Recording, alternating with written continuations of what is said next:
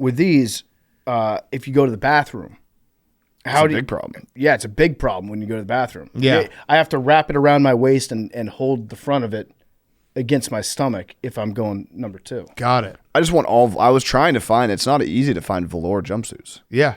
That's the pinnacle of You got to get the jumpsuits. Chinis. Yeah. Mm-hmm. The Chinis, they're expensive, but they're worth it because they're comfortable as hell.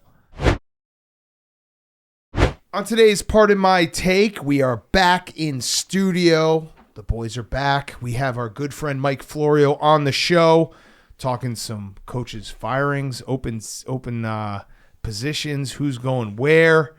Great talk with him. A couple conspiracies as well. We are going to talk college football playoffs. Then we have our weekend preview for Week 18. And then we'll finish with some Fyre Fest before we do that. DraftKings, it's the most wonderful time of the year for getting in on all the hoops, football, and hockey action at DraftKings Sportsbook. In the season of giving, we're being gifted college football and basketball, pro football and basketball, and pro hockey too. Almost 24/7, so many games every day, so many opportunities to place your first bet. Try betting on something simple like picking a team to win. Go to the DraftKings Sportsbook app and place your bet. And here's a gift for all new customers. Bet $5 to get $150 in bonus bets if your bet wins. Download the DraftKings Sportsbook app and use code TAKE. That's code TAKE for new customers to get $150 in bonus bets if your bet wins when you bet just $5. Happy holidays from DraftKings. The crown is yours. Okay, let's go.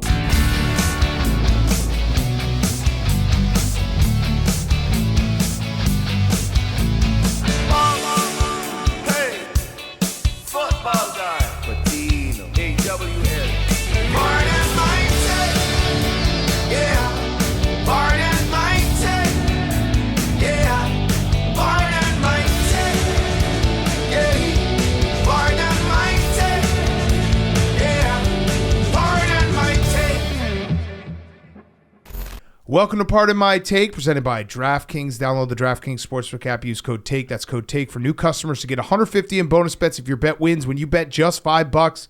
Happy holidays from DraftKings. The crown is yours. Today is Friday, January 3rd, and the SEC is dead. So is buys. Buys are dead. Buys are dead. Buys are dead. Rest first rust has been settled. The SEC is dead. We have 3 Big 10 teams and a Big 12 team in the semifinals. Yeah, Texas represent the Big 12. Yep. What a Big 12 matchup that was. Notre Dame is an honorary Big 10 team. But yeah, we had listen, this was the college football. I know that not every game, the Boise State Penn State game wasn't super thrilling, but it was actually a pretty close game. It started out bad. Yeah, it was in doubt for 50 minutes. And the Rose Bowl was a shit kicking by Ohio State, but man, Texas Arizona State was an instant classic. Notre Dame Georgia had some good drama. College football might be back. Should we talk about each game? Yeah. Boise Penn State. Let's start there. Max, Penn State wins. It got a little Andy Kotelnicki.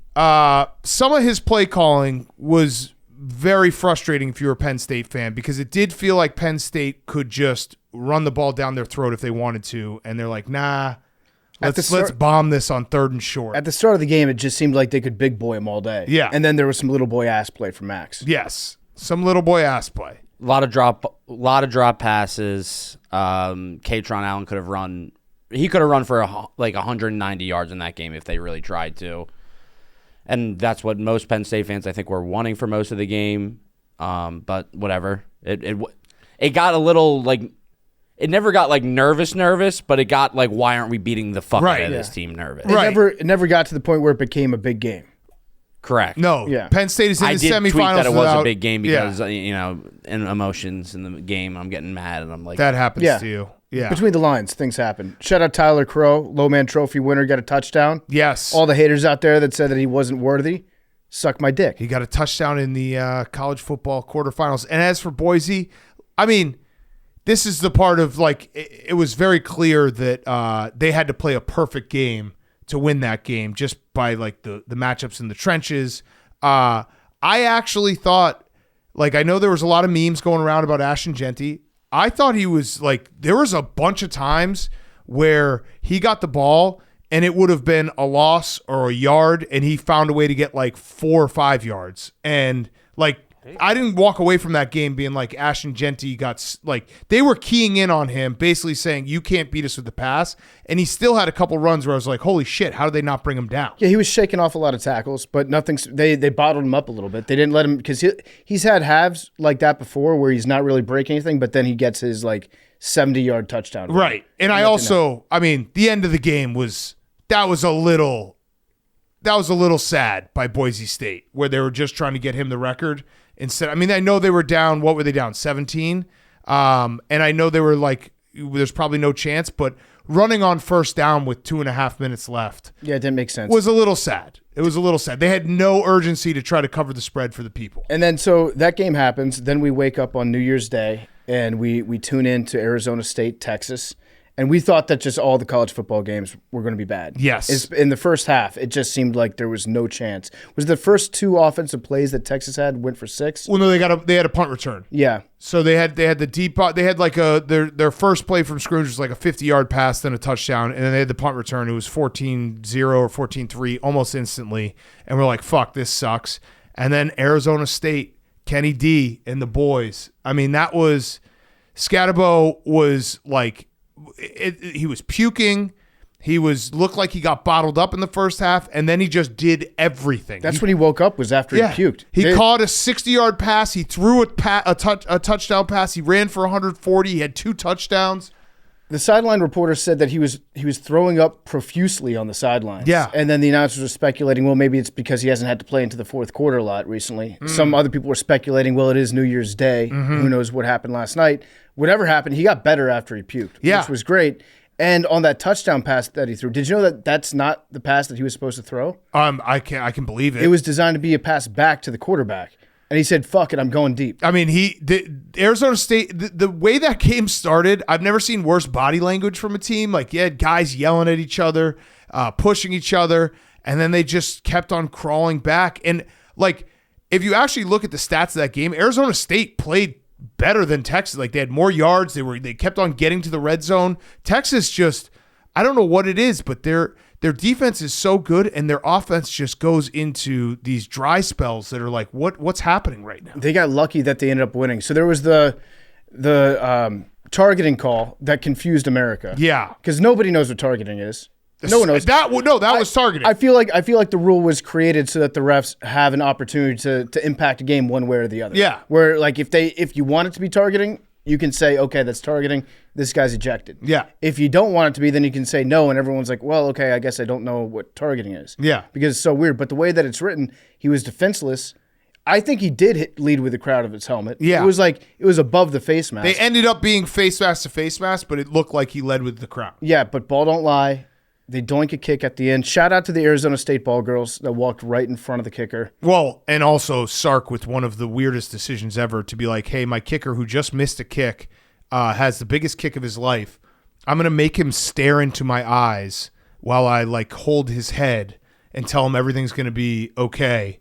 That felt like it might have rattled him. So I think that the reinforcement was so positive beforehand that the kicker didn't have any fear in him.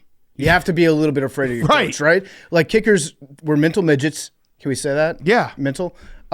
You need to have the, oh shit, I'm probably going to get killed by my head coach if I don't make this kick. Yeah, and Stark was just doing the, I love you, man. Whatever you so do much. here, we're proud of you. Mm-hmm. You're Bert Auburn.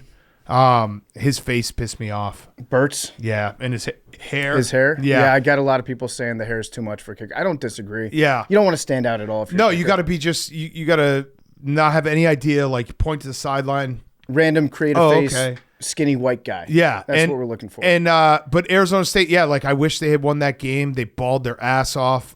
Texas got bailed out with that touchdown pass in overtime. Yeah. That was a Greg Williams special. Yeah. The zero blitz, was it 4th and 13, I think? Yeah. Don't really understand the play call. I guess they're just let's go win it. Let's be aggressive. And I still think Texas is good. I think their defense can give Ohio State some problems, but I wanted Arizona State to win that game so bad. They got to use Isaiah Bond a little bit. Yeah. I know he's coming back from something, but they got to use him a little bit more. Scatterboo, this guy, I fucking love this guy. Yeah. I love him so much. Sean Payton probably will use a first-round pick on him because he's like, that is my new Taysom Hill. Yeah. That's everything I need out of the guy. He was so fun to watch. He was like Mike Allstott mixed with John Kuhn, running people over in the backfield. So fun. He's so fun. He's an electric college football player. He's going to be, I mean, this is a loaded draft for running backs. And then we had the Rose Bowl where Ohio State basically played a perfect half of football. That first half was one of the best halves of football I've ever watched by one team. Jeremiah Smith is, I don't know what they spent their bye week doing, but it wasn't scheming up a way to stop Jeremiah Smith. They said, we're going to make him beat us. Yeah, and he beat him. Okay. And he beat him. He beat him by the time most of America started watching the game. Yeah. And then Dan Lanning, we had a sad punt from Dan Lanning. It was just, Ohio State is just a team on a mission right now. I don't know what else you can say. Like, they are, as long as they don't have to play Michigan, they are the best team in the country. Do you think Michigan is rooting for Ohio State at this point? I think if you're a Michigan fan, and Michigan fans can chime in and let us know, I think what Michigan fans are rooting for is for Ohio State to get to the national championship and then lose in tragic fashion. Yeah. I think that's probably what they're rooting for. Because like, I know the whole, if they win, we could say, well, we beat them. It still is a national title. Mm-hmm. So I think they want them to get as far as possible and then choke at the end. So like Ryan Day choke. If you're a Michigan fan drawing this up, you want them to get to the national championship and then maybe lose to Penn State? Yeah. Yeah, or Notre Dame even. Like, yeah, just be like... No, Michigan fans would rather Penn State win the national championship than Notre Dame. Probably. Yeah. That's a toss-up. I don't know, because I know Notre Dame's not in the big... They're not in the big. They are. But the rivalry from... Yeah, but Michigan and Penn State play almost every year. Notre Dame and Michigan haven't... They stopped the rivalry. They haven't played in years. I think they'd rather see Penn State. I think they... I don't know if they would... No, because Michigan could also be like, oh, Penn State, the Big Ten is the best conference. You know, if Penn State wins it all, they're the best conference. That's what I'm saying. Oh, yeah. I'm saying that they'd rather Penn State maybe beat OSU. I mean, I think it's, you could ask a Michigan fan, they'd give you a different answer. They don't like Notre Dame, but I also think they don't like Penn State. What were you going to say, Max? Should we ask Jack? Yeah. Yeah, ask Jack. Get Jack in here. Resident Michigan fan? Yeah. So yeah, it's he's so young though. I feel like he doesn't even remember Notre Dame and Michigan playing. But it's an added bonus every time Ohio State wins an important game that Michigan gets to be like, yeah, ever since we beat them. Yeah. Also, to your side, it might be better for James Franklin to like beat Ryan Day, so it's like Ryan Day's brain is fully broken. Then Ryan Day becomes James Franklin. Yeah. Jack, our resident Michigan fan, one of our behind the scenes guys, does a great job. Jack, as a Michigan fan, if it was, what are you rooting for Ohio State in this college football playoff? So I'm different. I don't want them to win. Right. Mm-hmm. Well, what I said was I think most Michigan fans are rooting for them to get to the title and then lose in tragic fashion. Yeah, that would be hilarious. Yeah. And then if you were playing Penn State, would you rather Penn State or Notre Dame beat them? Penn State for sure. You'd rather Penn State beat them? Yeah. Okay. Because that would just be even funnier. Yeah. As a funny factor, not as a hate Notre Dame factor. I mean, I also kind of hate Notre Dame as well. You guys are kind of the same, Michigan and Notre Dame. Don't tell them that. Yeah. How? Well, you are the same. Yeah. You just Same refuse to. fan bases. It's like Ravens and Steelers. They hate each other so much, and they Right. refuse to admit that they're the same team. They love to talk about football from the 1940s. I mean, Notre Dame is like the biggest fraud of all time. Okay. Well, I mean, until last year, that was literally you. Who have you guys beaten in national championships besides the most recent one? Yeah.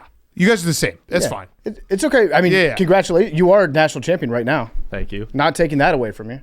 Thank you. We support Connor Stallions. Okay, so you want Penn State to beat Ohio State in a tragic fashion for Ohio State. You just want Ryan Day to... I was saying the best outcome for Michigan is Ryan Day to have like a full-blown Ryan Day meltdown in the national championship. Yeah, that would be the greatest thing ever. Yeah, if he loses the Natty to a guy who is known for losing big games, that would be the best outcome, right? Yeah. That would be hilarious. Yeah. Okay, thank you, Jack. Yep. And then, I mean, the Georgia Notre Dame game, Notre Dame just out-muscled Georgia, which was kind of shocking, although Georgia, obviously, on their backup quarterback, who I wouldn't say pocket presence is his strength. It's not. Also, blocking for their backup quarterback wasn't his strength. Yeah, the whole left side felt like it was a problem. But we also had the emergence of anti-hero for Georgia. What's his name? Parker Jones? I believe it was Parker Jones. Parker Jones, who number 39. who got it? Who ended up not mattering because they lost by 13 or And also they made the field goal on They that did drive. make the field goal, but they would have had first and goal. Parker Jones, a walk-on cornerback, got in the way of a ref. 15-yard penalty. Memes, you're a Georgia fan. Yep. What were you thinking about Parker Jones at that point? We were watching with the sound off, but it was just like, wait, what happened? I thought we were inside the 10, and then it was just Parker Jones. Parker Jones everywhere. Barstool intern. Yeah. No, I mean, Parker Jones is going to be an awesome pharmaceutical sales rep in like 3 years. Maybe not anymore. Yeah, I don't know. I mean, that sucks so bad for him because, like, I was joking that, even if you're a walk-on or you never play a snap for Georgia, to live the rest of your life being like, yeah, I was on Kirby Smart's Georgia teams, and he would have been able to say that, and then someone would be like, hey, what's your name? Like, oh, I'm Parker Jones. They're like, wait a second. I remember that I thought it name. was mean that they showed him at the end of the game. They showed him so much. Everyone had kind of moved on from him a little bit, and then to put him back on the screen on the national broadcast, that was targeting. That was targeting. That was absolutely targeting. So, Penn State, Notre Dame. Max, how are you feeling? I feel good. Notre Dame. I feel like Penn State and Notre Dame have kind of looked. I don't know. And Notre Dame just had a very impressive win. I don't know. Their offense is so bland. Their defense is elite. Their defense is shown to be elite. If Drew Aller can have a good game, get hot, Kolanecki. But this is a sort of game where we're not going to be able to shove it down their throats. Right. So Kolanecki will have to kind of do a little bit of the. I think he's going to have to do some fuck shit. Yeah, he's going to have to do some fuck shit. He's going to have to get creative. Yes, he's going to have to get creative in this game. And if he does, I like Penn State's chances. I like that they're dogs. I like that they're dogs in this game. As of right now. As of right now, they're 1.5-point dogs. Opened as dogs. Open as dogs. It'll be a good game. I think I like the under. I'll say that. Yeah. Okay. I hope Abdul Carter Abdul Carter put out the Darth Vader video saying that he was loading up to. What happened with him? His shoulder? It was insane that they just weren't talking about it. Yeah. They just weren't talking. He just went off and they showed him adjusting in the pads, and then it was just that was it. He's the best player on the field. He is going to be a top 5 pick in the draft, and he just didn't play for 3/4 of the game, and they just didn't say a thing, and nobody knew what was going on. Yeah. Mm-hmm. So if Abdul Carter plays, I like her chances. So tell me about this Darth Vader video. So I didn't know anything about this video. I had some Connor Griffin, resident Star Wars nerd, and Penn State super fan. Explained he to me zipped up his fly and then came that over it's and told a you. scene from Star Wars where Darth Vader goes into this healing chamber. Okay. And then he gets healthy super fast and gets super jacked and powerful. There's a lot of supers. And then Darth Vader ends up winning in the end, right? I'm not a Star Wars guy. Okay, that's probably an important part to look up. I'm not. He doesn't personally win? am not a Star Wars guy. Hank? Does he win? Yeah, I mean, he made up his relationship with his son. Oh, that's He right. died as a good father. Okay. Uh-huh. And his hand was fine. Yeah, no. No? No. Well, what happened? Got cut off by a lightsaber. Oh, no. A lightsaber? Saber. Oh, Obi-Wan. no. So the he's high going to, ground. Abdul Carter's going to play a whole game without a hand? Yeah, that's what it sounds like. Where does Baby Yoda factor into this?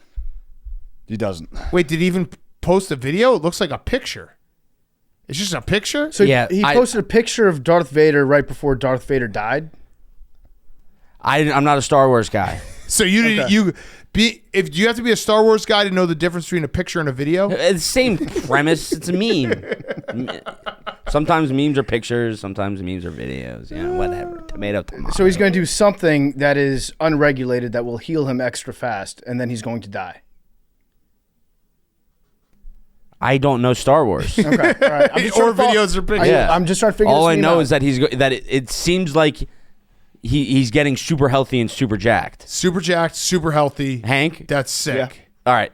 Good. That's my analysis. Max, if it makes a difference to you, I will be rooting for you. Love that. I think I'm going to bet on Penn State. I think I'm going to bet on Love Penn that. State and Ohio State. It should be a good stream. I think Penn State, Ohio State is what I want just because whichever coach loses is just very funny. Yeah. That is a very funny, like, you could just go whichever direction you want.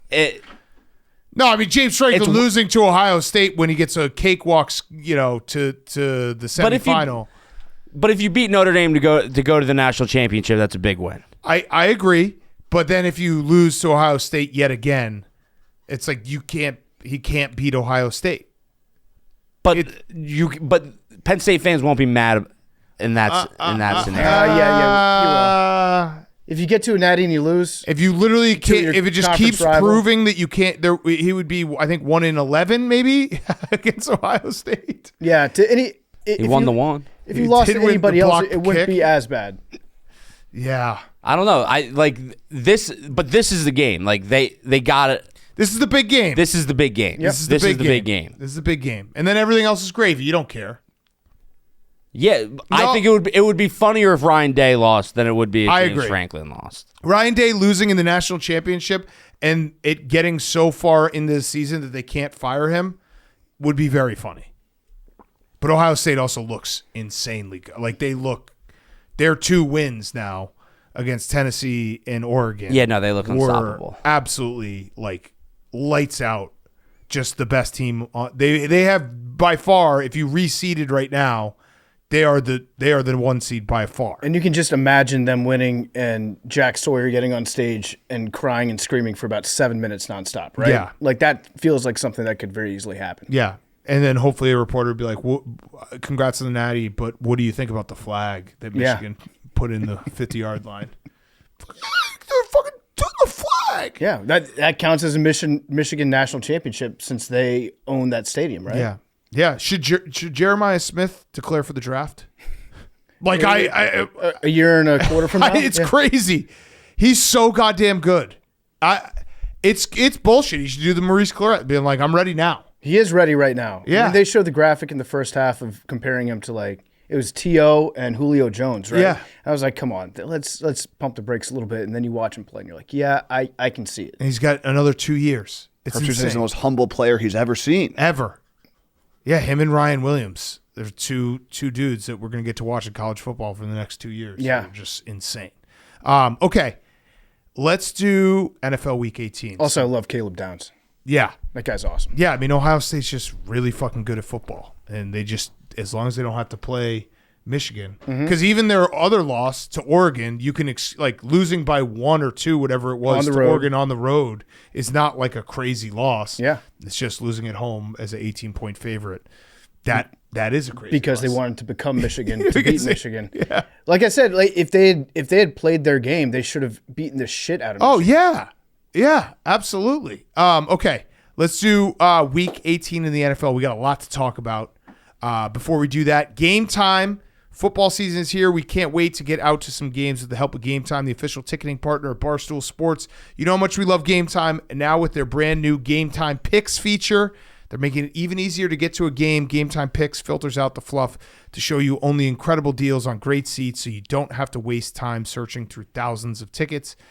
We're looking at the Lions-Vikings Sunday Night Football. Save the best for last. Going to be an all-time environment. Lions fans need to bring everything they have. I'm seeing you can get in for $370, and I'm looking at a super deal right now for $505. Okay, so get there. Try to get the 1 seat if you're a Lions fan. Say what's up to Sprinkles. Yeah. Home atmosphere. If you're a Vikings fan trying to get the 1 seed, go to the Game Time Picks deal for great seats. Just pull up your chosen event, turn on the GT Picks setting at the top of the screen, or browse the best local Game Time Picks deals near you on your Game Time app homepage. What are you waiting for?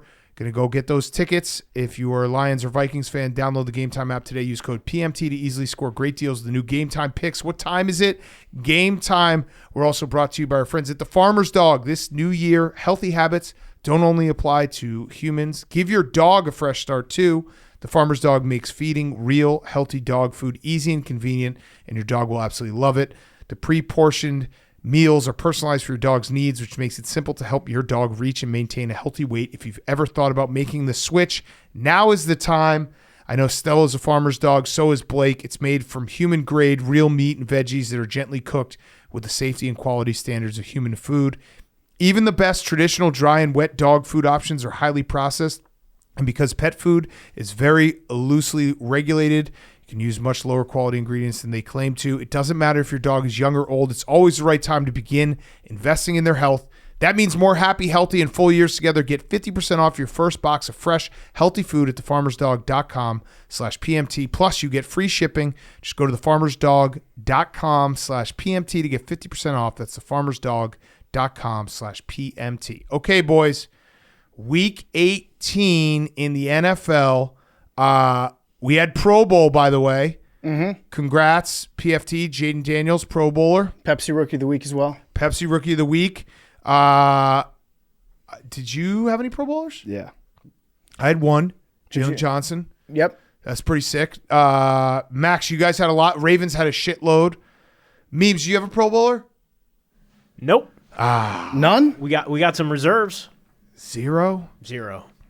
And Sam Darnold made his first Pro Bowl, which, by the way, solidifies 2018 draft was insane.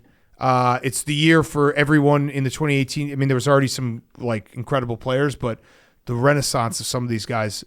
Just a reminder, the 2018 draft, Baker Mayfield went 1, Saquon Barkley 2, Sam Darnold 3. So 1, 2, 3 pretty much had career years.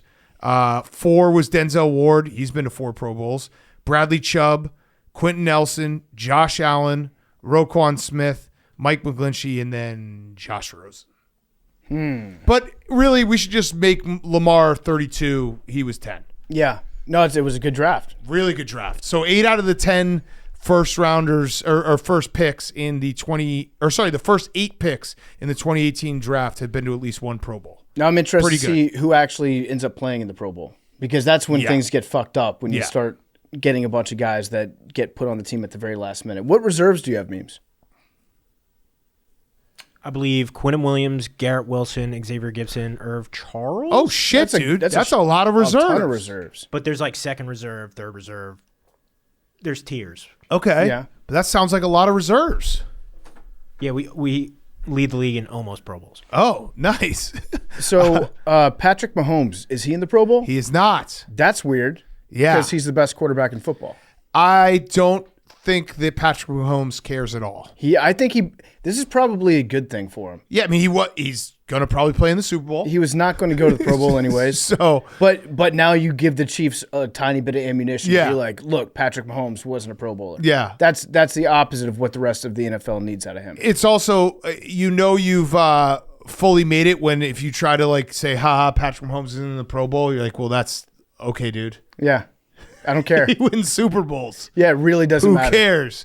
Okay, let's do games. By the way, this week, so at the end of the preview, we'll do our picks. Memes and Hank are safe, so they're not going to pick. It's between me, PFT, and Max. And the deal is PFT and I both have 18, I believe, and Max has 16. So under normal, Max would have to go 2-0, and we'd both have to go 0-2 for a tie. And we're not going to do a tiebreaker this year. If anyone ties, they have to go to the bachelor party together. So if like Max and I tie, we're both going, which I think would be better for content. And PFT and I have graciously given Max an extra pick. So he's going to get 3 picks and we get 2 picks. He's getting, the easiest road to the championship. So that means that any combination of Max going, if Max goes 3-0 and PFT and I both go 1-1, all 3 of us are going to go. Mm-hmm. If either PFT and I go 0-2 and Max goes 2-1, then we would go. So Max, you got to at least win 2. You got to at least get 2 out of 3 and hope for us to suck. Yeah. Because if either of us goes 2-0, we're automatically safe. Have we figured out what bachelor party we're going to go on? No, that's a whole other process. That's a whole other process. A whole other thing. I have so many weddings this summer. Oh, well, sounds like you're going to have another bachelor party. Unless you go 3-0 and one of us goes 0-2, then you're safe. That would be a hell of a, I mean, Davis Mills, that year still. Davis Mills, so many hot dogs. So many hot dogs. Okay, let's get to the games. First game, Saturday, which I'll just say it. I don't understand why the NFL did the scheduling this way. The Steelers and the Bengals should have played first because Browns at Ravens. Ravens -20. Over-under is 41. If the Ravens win this game, they win the AFC North, and the Steelers have nothing to play for.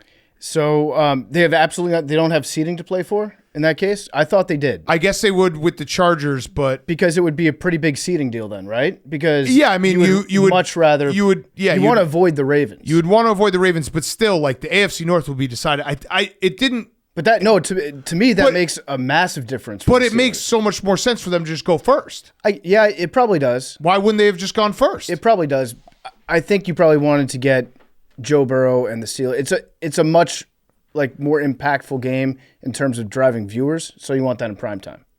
Right, but it would have been like them going first, being like if they win, they can win the AFC North. I think they want that in the afternoon slate because I do think the Steelers have a lot to play for. Yeah, no, they definitely do. Because playing a against home playoff game is a lot. A home playoff game is a lot, but also avoiding the Ravens in the first round is a lot. And then at least we're getting the Bengals on Saturday, so that we can see the outcome of their game before we see. Yeah, I like the other that games part. That has a big swing. All right, so the Ravens. So it's going to be Bailey Zappi, I believe, for the Browns, but also maybe still DTR, which is so sad. Yeah, we've got a lot of those this weekend. A lot of really, really depressing two-headed monster backfields. Yeah. So we might get a combination of both DTR and Bailey Zappi. Bailey Zappi, who's been there for how long?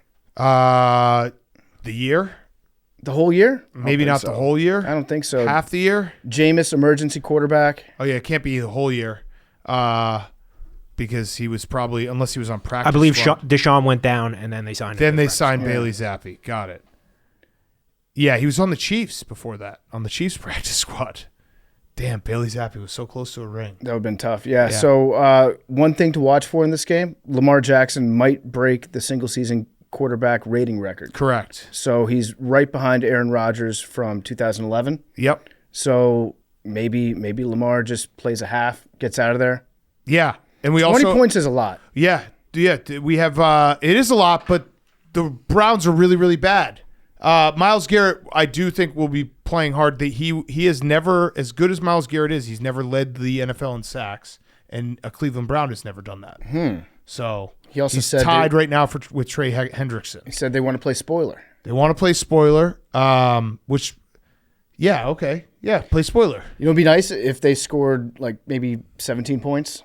That would be nice for the defense. Yeah. Right? Yeah. In their last 3 games, how many points do you think the Browns have scored in 3 games? Not many. 16. Yeah. I mean, DTR in his 5 starts has scored 37 total.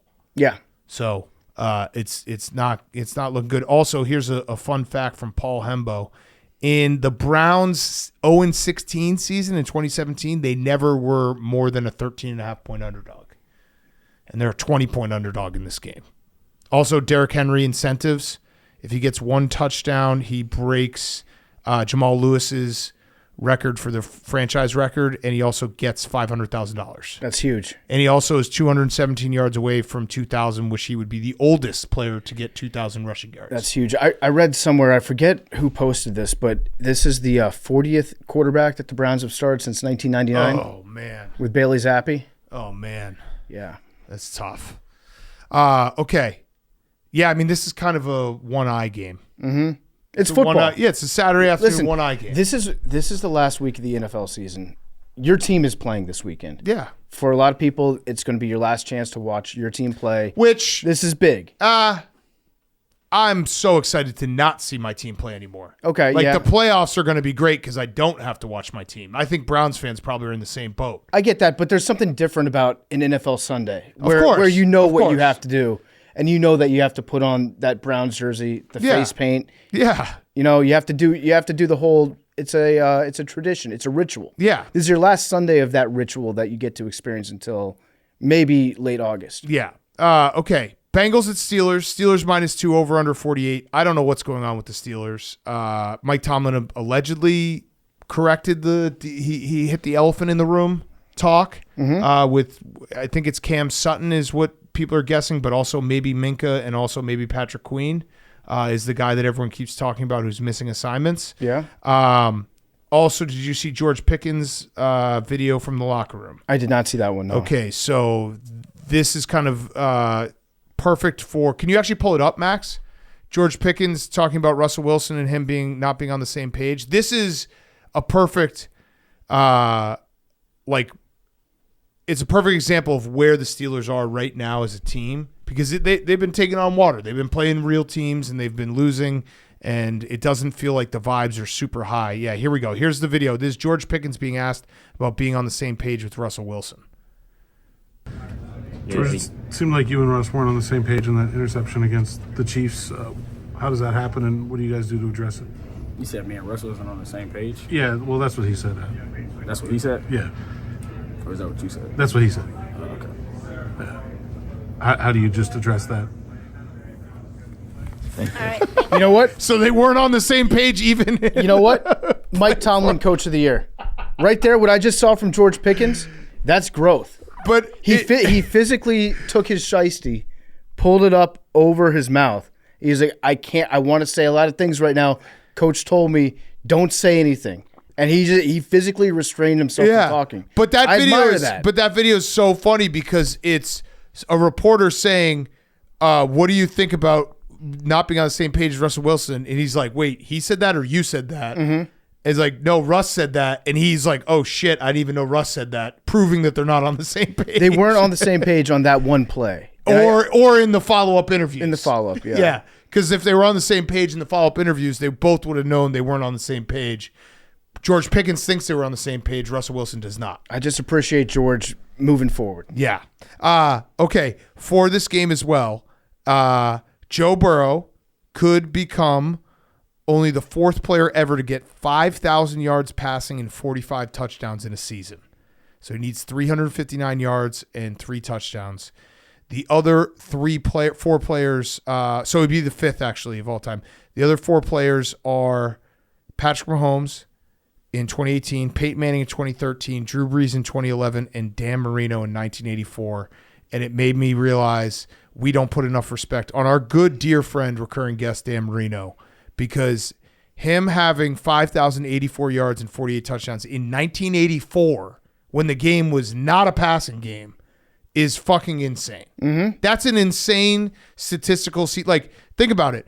Joe Burrow's having a career year, and he still needs to do some work to get to what Dan Marino did, and the league is completely different. All 4 of the other 3 that I mentioned all happened in the last 13 years, and Dan Marino did it fucking 40 years ago. Yeah, you could still basically interfere with receivers. Yeah. You could hit the shit out of the quarterback 5 seconds after they threw the pass. Teams just tried to run the ball. Yeah. They tried to establish the run over and over. I looked it up. So after he did that in 1984, it took 15 years until someone had over 40 touchdown passes in a season, not named Dan Marino, because he actually did it again 2 years later, 44 touchdown passes.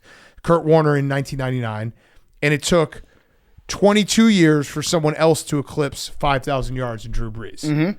And it's 21 years, I think, until when Brady broke the touchdown record, his touchdown record in 2007. So it's like more respect on Dan Marino. That's just an absolute anomaly of, like, basically you picked a stat line from today's NFL and you just stuck it right in the middle of the 80s. And you're like, yep, that's what Dan Marino did. Yeah, it's pretty crazy to imagine that. It's nuts. And what Joe Burrow's done this year has been awesome.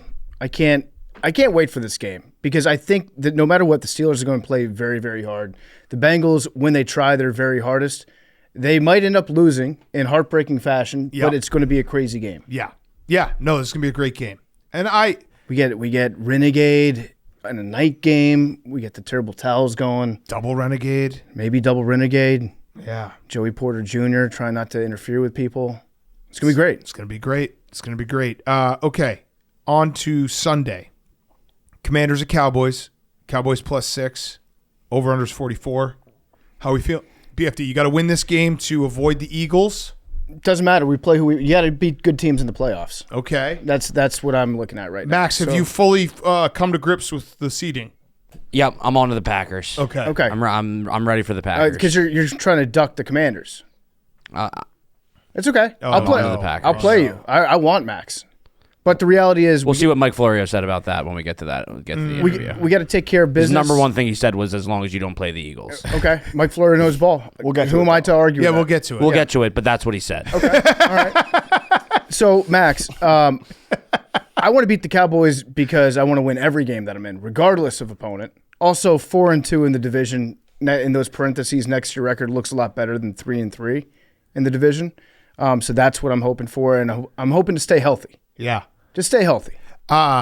This game made me think of there's a lot of, especially with the 12-team playoff and the new wild card in Major League Baseball, people complaining about, the play-in game in the NBA. Too many teams make the playoffs. Imagine if we only had 6 seeds this year. Yeah. That would, well, actually, it would be awesome if you win this game because then the Packers would be out. Knock them out, yeah, but still, you would basically be eliminating a team that has 11, 12-win team. Yeah, 12 wins, 2 teams tied at that, 1 would get left out. And then in the NFC, anything can happen as far as the road goes. If we win this game, we get the 6th seed. We could play at the Rams. We could play at the Bucks. Mm-hmm. You don't know. And then once the reseeding starts to happen, we talked about a dream scenario. Crazy. We'll have to wait for that conversation. Mm-hmm. But yeah, I'd like to beat the Cowboys. You always want to beat the Cowboys. But to me, the most intriguing part of this game is Mike McCarthy and what happens afterwards. Yeah. Yeah. Also, Ezekiel Elliott went for the saddest release ever. I don't know if you guys saw this, but Jerry Jones released Ezekiel Elliott out of respect and appreciation for Zeke so he'd have a chance on a playoff team. Uh-huh. He did not get claimed, and I don't know if anyone will sign him. Yeah, I don't know. I don't know what really the expectation. The ideal scenario for him is to stay on the Cowboys and to keep getting these lifetime achievement touchdowns from the Cowboys when they get the ball at the 1 yard line. Yeah, be like, here you go, Zeke. I guess you can have a touchdown. Who would even sign him? Maybe the one team that I've heard that would make any bit of sense would be the Chargers. I was going to say the Chargers because they're banged up. Injured. Because they're banged up at that position. But J.K. Dobbins is back, but yeah. But besides that, I don't know why. I don't know why any team would really. Let him be a Raven. Sure. Fuck it. Let him be a Raven. Get him on the Chiefs. Let him spell Derrick Henry. If Andy Reid is trying to win a Super Bowl on expert mode, get Ezekiel Elliott back there and give him meaningful carries. Get Ezekiel Elliott back there, and what's his name? Who's the Carson Steele? No, the guy who drops all the balls. Oh, Kadarius Toney. Yeah, Kadarius Toney. Bring him back. Yeah, let's get it going. But yeah, I feel like the Cowboys could be a little live, but it's really just it's not about the Cowboys. It's more like, is there any emotional letdown to such an incredible Sunday night, which was incredible. That was, clinching the playoffs, winning at home, the Jaden Daniels insane drive to end the game. I still think the Commanders will win, but that would be my only argument for it. I hope so. I hope we win. I think that we're going to win. I'd like to see Luke McCaffrey get a touchdon too. I went back through all the film. He was my all-22 project this week. The stuff he does without the ball. Did you hear on Sunday Night Football that they did say Marshawn Lattimore played well? He did. The Eagles. He did play well. Collinsworth did say that. He did. Listen, obviously you don't want – pass interferences are not good, but they don't always tell the whole story. Yeah. But yeah, Luke. Get Luke a touchdown. Will you, while watching He's always the first guy to help up a teammate too. Yeah, while watching this game, will you be, if you lose this game, will you be upset? Will you be like, shit, Eagles? I think it matters how we lose the game. If we lose with no injuries and we don't look just terrible, then I'll be like, listen, I'll take the Eagles. You play who you play. Because Hank and Memes, you guys agree, we want to see Eagles Commanders. Yeah. Yeah. For the show. You play who you play. Every AWL is nodding their head right now. Yeah. I want to beat good teams. That's the thing about me, Big Cat, is I want to beat the best. Yeah. Max wants the easiest path possible. Also, his quarterback's still in concussion protocol. That's very true. So, Tanner McKee. I'm okay. Can I amend this? I want zero part of playing Tanner McKee in the playoffs. I don't want that guy because that guy, he's different. 3 for 4, 2 touchdowns. Yeah. All right. Bears at Packers. Packers plus 10, over under 41. LaFleur said he's playing everyone. The Bears haven't won a road game on a Sunday since. Anyone want to take a guess? 2021. Yes. Week 15 at Seattle. Nick Foles was the quarterback. 20 Sunday road games in a row. They have lost. Sunday. They've won some Thursday night road games. They've won, I think, a Monday night road game. They have not won a Sunday road game since 2021. And they won't win this game, so we'll just go into 2025 being like, we haven't won a road game on a Sunday. So it's going to be bear weather, though, which is also Packer weather. No, it's more bear weather. So it's going to be like low 20s, maybe some snow. Just get me out of this season. I don't really want to watch this game. Yeah, what if you beat the Packers, though? We're not going to beat the Packers. Packers are going to embarrass us. They're going to laugh at us. And then we're going to hire Brian Flores. And I'm going to kill myself. That's a bad thing, you think? Yeah. Would he kill himself? I would hope Flores. You would not want me to die. Yeah, well, let me ask you this, Hank. Has Brian Flores ever coached a young quarterback? And how did it go, if he did? They had a couple, 2 9-win seasons back-to-back? 2 in the Dolphins? I don't believe so. I think they had... well, he put in Ryan Fitzpatrick over Tua. Yeah, well, I can also chalk that up to Brian Flores being part of Bill Belichick's tentacles, where he would he would farm out his assistant coaches to go destroy another team. And so he probably loved a team in the division getting absolutely creamed by Brian Flores. Let me put it this way: 9-8, 10-6, 5-11. Which one of those 10-6 was with Tua? Yeah, that might. No, that was I think the year that he wouldn't play Tua. 2019 they were 5-11, and then 10-6 and 9-8. I would rather have. I'm going to say something crazy right now. Actually, I don't think it's that crazy. I'd much rather have, if given the choice, Mike McCarthy over Brian Flores. Just because you don't think that Brian Flores is one of these coaches that goes to his second job and he's like, I learned a lot of stuff from my first job, like namely, don't make your young quarterback hate you. I think Tua started 9 games. Yeah. 9 games that season. I think Brian Flores could be a very good head coach with a well-established quarterback in place. Okay, but he'd probably have to hire a guy whose only job is to take care of Caleb. I just don't want a defensive coach, and I want Ben Johnson, and then all the reports are out that Ryan Poles is trying to softly push the team away from Ben Johnson because Ben Johnson would then softly push Ryan Poles away from the team. It's the height of dysfunction. We're going to talk about it with Florio. It's the worst. Brian Flores would be a disaster. I don't know that he would, though. Yeah. He wasn't. Okay, yes, he alienated Tua, but Hank just said 10 wins. Tua did not start that whole season. 10 wins without Tua. Mike McDaniel would love that. Yeah. You get Tua started for 9 games, you win 10. I just don't. I don't want it. I don't want it.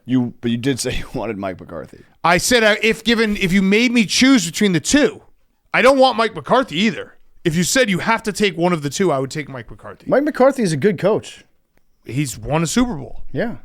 I do not want either, just for the record. But if you said you have to take one or the other, I would take Mike McCarthy.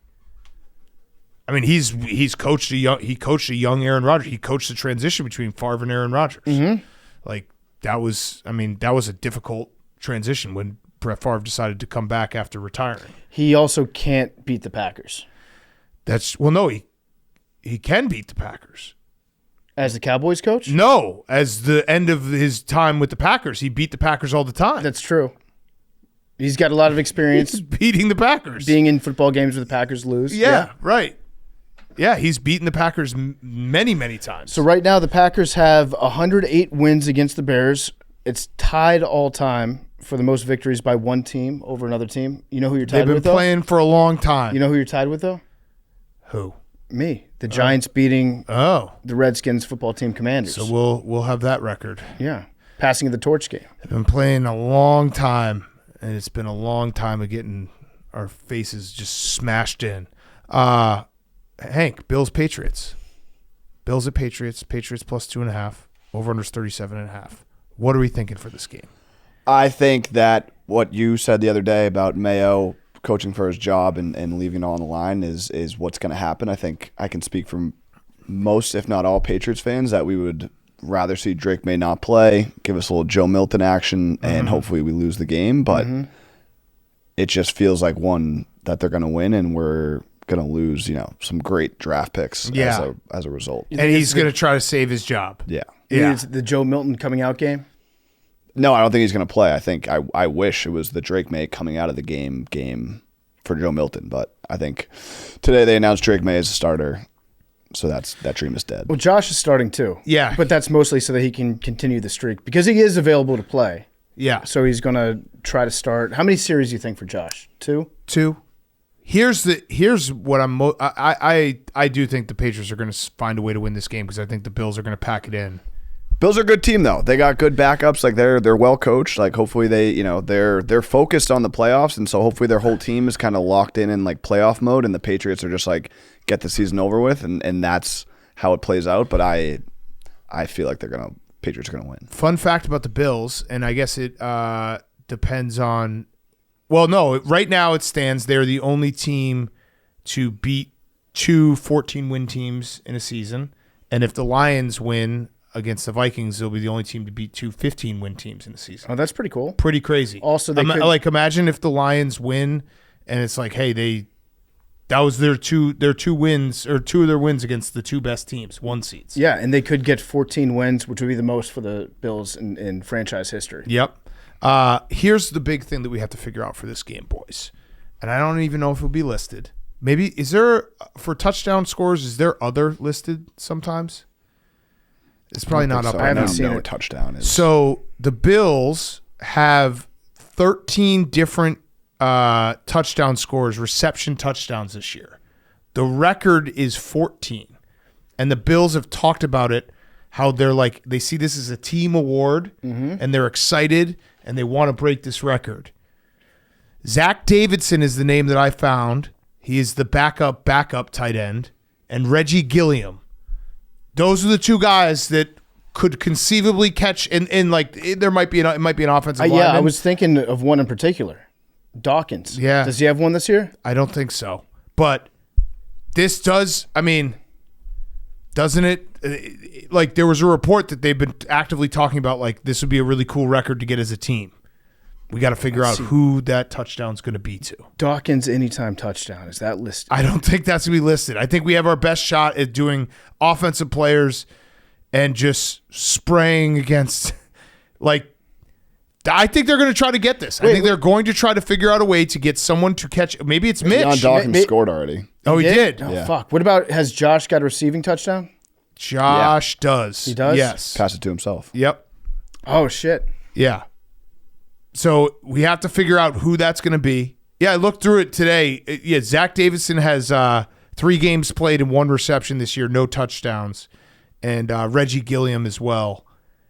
Because like everyone else has scored for them. So it's crazy. Like they've just had every single guy score a touchdown. We just have to figure out who it's going to be. Oh, wait, maybe. What? Dawkins hasn't scored? None of the props are out yet. So Yeah. Yeah. What about DeMar? I feel like if you put him on the field, everyone's going to be like, that's going to be a touchdown to DeMar, right? Yeah, probably. Why is he out there? Okay. So that was more to come on that. We got to figure that out. DeMar out there as a decoy, and then he trips and falls down. And To Reggie Gilliam. Then the whole defense is like, oh, my God, is he okay? Yeah. Touchdown pass to Reggie Gilliam. Reggie Gilliam. Okay, got it. I'm rooting for Reggie Gilliam. That would be fun. Gilliam softly with his song. Reggie Gilliam would be a very fun touchdown. Okay. Let's see. Next game. Giants at Eagles. Eagles -3 over under 37.5. PFT. Mm-hmm. Saquon is kind of a pussy for this, huh? No touchdown for Deion Dawkins this year. Okay. No Incorrect. touchdown. Okay. For not asking for the rock? Yeah. So if I was did Saquon, ask for the rock. if I was Saquon Barkley, I demand the here's rock. what I would say. I would march straight into Nick Sirianni's office and I would say, Coach, I want to play. I want to play for my teammates. I want to play most of all, though, for the game. Yeah. For the game, because I respect the game so much and it's such a meaningful record. If you don't respect the game won't respect you back. That's a good point. And also, you're not going to tell me that Saquon doesn't have any feelings towards the Giants, like going for the record against his own team that didn't want him. Like, either this is a Saquon problem, which Max just told me that it's not, or it's a Nick Sirianni problem. Yeah. Where Nick Sirianni It's is like, clearly- I don't have any. The game means nothing to me. Yeah. The records mean history means nothing to me. Yeah, and it's just like, I mean, I saw Dan Campbell playing all the starters against the 49ers. That's culture. Yeah, you play to win the game. Yeah, and the Eagles are just like, no, we're not going to play Saquon. Yeah, you play you to win guys the don't game. care about winning Super Bowls. Herm so, yeah. Edwards, Culture, Max. culture. Super Bowl. Culture. Super Bowls. It's are not. coach It's culture. not about. It's not about. Yes, it is. Saquon. It's not about Saquon. It's about the culture, message. the offensive line too. Yeah. Have been able to tell their kids and their grandkids, "Hey, I blocked for that guy that set the all-time record." And you still can say it. And Sirianni's I mean, Max, taking deep away. down, There's you 8 know guys- this is there's coward 8 guys- shit. This is chicken shit. You guys- You know it's chicken shit. Max, would feel you rather see the way Saquon that you gets the two record? looked at each other was like you planned this conversation. We did not. plan We didn't anything. plan it. It was like we're gonna find a way to fuck with Max. No, No, we it's didn't plan it. It's called being in You lockstep. can't- Yeah, it's it's called being in lockstep football guys. with your teammate. Yeah. Football guys And is Big- making sure you're in the No. best situation to win a fucking Super Bowl. No. Big Cat Saquon You guys right wouldn't know now. anything about that. I'm Football Lane guys. Johnson right now, okay? And we looked at each other and we said we want to play. Yeah. We Give both- me the rock. We both want to play. Give me the fucking rock. We're And not then- playing either. And then Sirianni up in the boot. What? The linemen aren't playing either. I know. I would say, give me the rock. I want to get this record. We haven't had a week. We haven't had a bye since week 5. Oh, football too hard for you, Max? See, it's too hard for you. I would be like, give me the fucking rock, Nick. You would love to be in a situation where you can rest your starters going into playoffs. You do realize no matter which way they decided, we would have just spun it to get you Yeah. to this point. Yep, If he had started, we would have been like, that's the dumbest decision you He's could ever risking make. injury. They care about records over Super Bowl. True. Yep. I feel like we've had this exact conversation the Just other way. keep falling for it. No, I actually do feel bad for Saquon. He said afterwards, he was like, yeah, it was hard like telling my dad because he was like, my dad was like, this is our name with a hollowed record. But it's the right decision. It is. I would feel worse if he didn't get into the 2,000.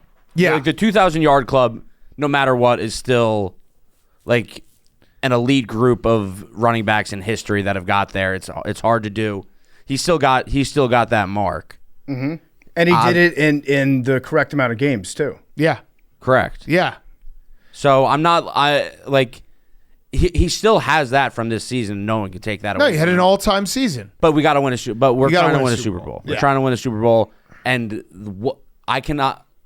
Could you imagine if him or any of the linemen it got would hurt? be you would be Because that's the thing. You're yeah. risking 6 guys. Yeah. But Max, what do you think about rest versus rust? I know that's been a topic of discussion recently. Right now, we need rest. Yeah, but you saw what happened in college football playoff. Buys. Okay. You haven't had a bye in 15 weeks. That's not right math, but well, you already basically, have the bye. what? This is just more rest. Well, if you play the Commanders, you have a bye. It's true. That's not true. That is incorrect. That is incorrect. Okay. Tanner McKee. This game is about Tanner McKee. Tanner McKee. Are you a little worried Now, that Jalen Hurts is still in concussion protocol? oh, that Yes. That. Yes. Yeah, I'd say yes. But like, That's not something you can just cheat your way out of. but you can just like stay in concussion protocol. No. What do you mean? You can elect- You don't Say that? tell me how concussion protocol I'll works. tell you how concussion protocol works. Jalen Hurts can't do any like physical activity when he's in concussion protocol. He doesn't want to be in concussion protocol anymore. He'll be out by the beginning of next week. I think Max is right. I think he will be too. I do too, but I'm just saying it's not like concussion.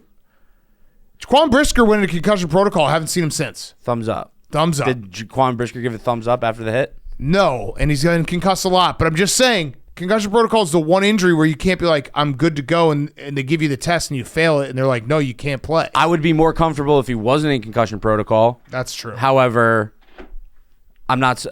My panic meter of that is like a 3. Okay. Yeah. Well, That's fair. one good thing about him is if there's a guy that has a history of being a starting quarterback that's no longer the starting quarterback supporting the new guy, it's probably Jalen Hurts. And if there's a history of a team being able to have a backup quarterback go win the Super Bowl, it's the Philadelphia Eagles. That's true. It's true. But I think he'll be okay. Oh, my God. think Imagine he'll be if they make a statue for Tanner McKee. Tanner McKee. We're just skipping over Kenny. Is Kenny is he Kenny's- out this weekend? Yeah, Kenny's not playing. He So- hurt his ribs. So who's your backup? Ian Book. Oh, yeah, that's right. That's nice. Right? Ian Book. Yep. Yeah, he hasn't progressed enough to be at practice. I mean, he would definitely want to be at practice. Like, he can't be in practice, so... But next week he wants to be at practice. Okay. Listen, I hope that's true. I want to see Jalen Hurts play in the playoffs. he doesn't- Same. I just know that like the concussion protocol is the one thing you can't be like. It's not like a bum ankle where you're like, I don't care, I'm going. Monday. If he's not practicing on Monday, then I'm nervous. Mm-hmm. But like this week, because I don't get how you get out of concussion protocol. You have to pass a test. But like, what does that mean? Could he just be like, "Oh yeah, I'm not going to pass the test today"? You could, yeah. I think you could flunk the test potentially. Just be like, "I'm not," and then I guess you could, and then be like, but that would make no sense because he still would want to go to practice. why? Just like take the week off. He But has just to, walk through with the team and like be able to like get your lifts in But- and shit. He I can't guess get his lifts, lifts, but like, he probably doesn't lift a lot right now. no, him and Saquon, they don't really squat Yeah. much. I don't know. The thumbs up though. What if he just gives a thumbs up again? 2 thumbs up. 2 thumbs up. 2 thumbs Back up. in. Then you're out. Monday, I'm giving because this week is like not a real week of practice. Like they're preparing for next week. Has anybody asked AJ Brown what he thinks about him still being in concussion protocol? No, I would like to see that question asked. Yeah, AJ Brown also not Pro Bowl, so he's probably mad about that. Jordan Mailata not being Pro Bowl is bullshit. Number one ranked player in all of offense in the NFL this year, The number 1 offensive player in the NFL, according to PFF. Okay. Number 1 ranked offensive player, ahead of Saquon. ahead of Saquon. So Saquon's system running back. I hope Jordan we're Mailata, not. good tackle. I hope we're not having this discussion about the concussion protocol next week. I agree. I don't think that Philly fans will understand. No, he doesn't. Yeah. Max literally doesn't understand. He's like, "What do you mean?" Knowing Philadelphia as a city, your starting quarterback has not been cleared to return to practice the week of a playoff game. That is not going to go well. This isn't the week of a playoff game. I'm saying next week. Oh yes, next week. That would be a big issue. problem. Big Yeah. issue. By the way, I was thinking about it because Saquon Barkley obviously went over 2,000 yards. Adrian Peterson almost broke Eric Dickerson's record in 2012. That is another one where, similar to Dan Marino, he deserves more credit because he had one of the worst quarterbacks of all time in Christian Ponder. Mm-hmm. And his number 1 weapon was Percy Harvin. Terrible quarterback. They could load the box. Adrian Peterson just ran right through him. Yep. So- And he should have gotten that record too. Yeah, he did. He should have. He was so close. So close. Hank, what happened? Jerry. Oh, you're watching Jerry. Sorry. Is that the one? No. Oh. Is it coming up? No. Oh, it's behind? Close. No, I thought it was close. Got it. Okay. Texans and Titans.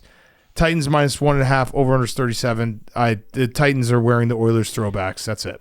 That's so sad. So sad. It's so sad. Need the Texans to just stomp them for that. But I don't know. I feel like this might be. Oh, Jerry? No. Oh. That was the one.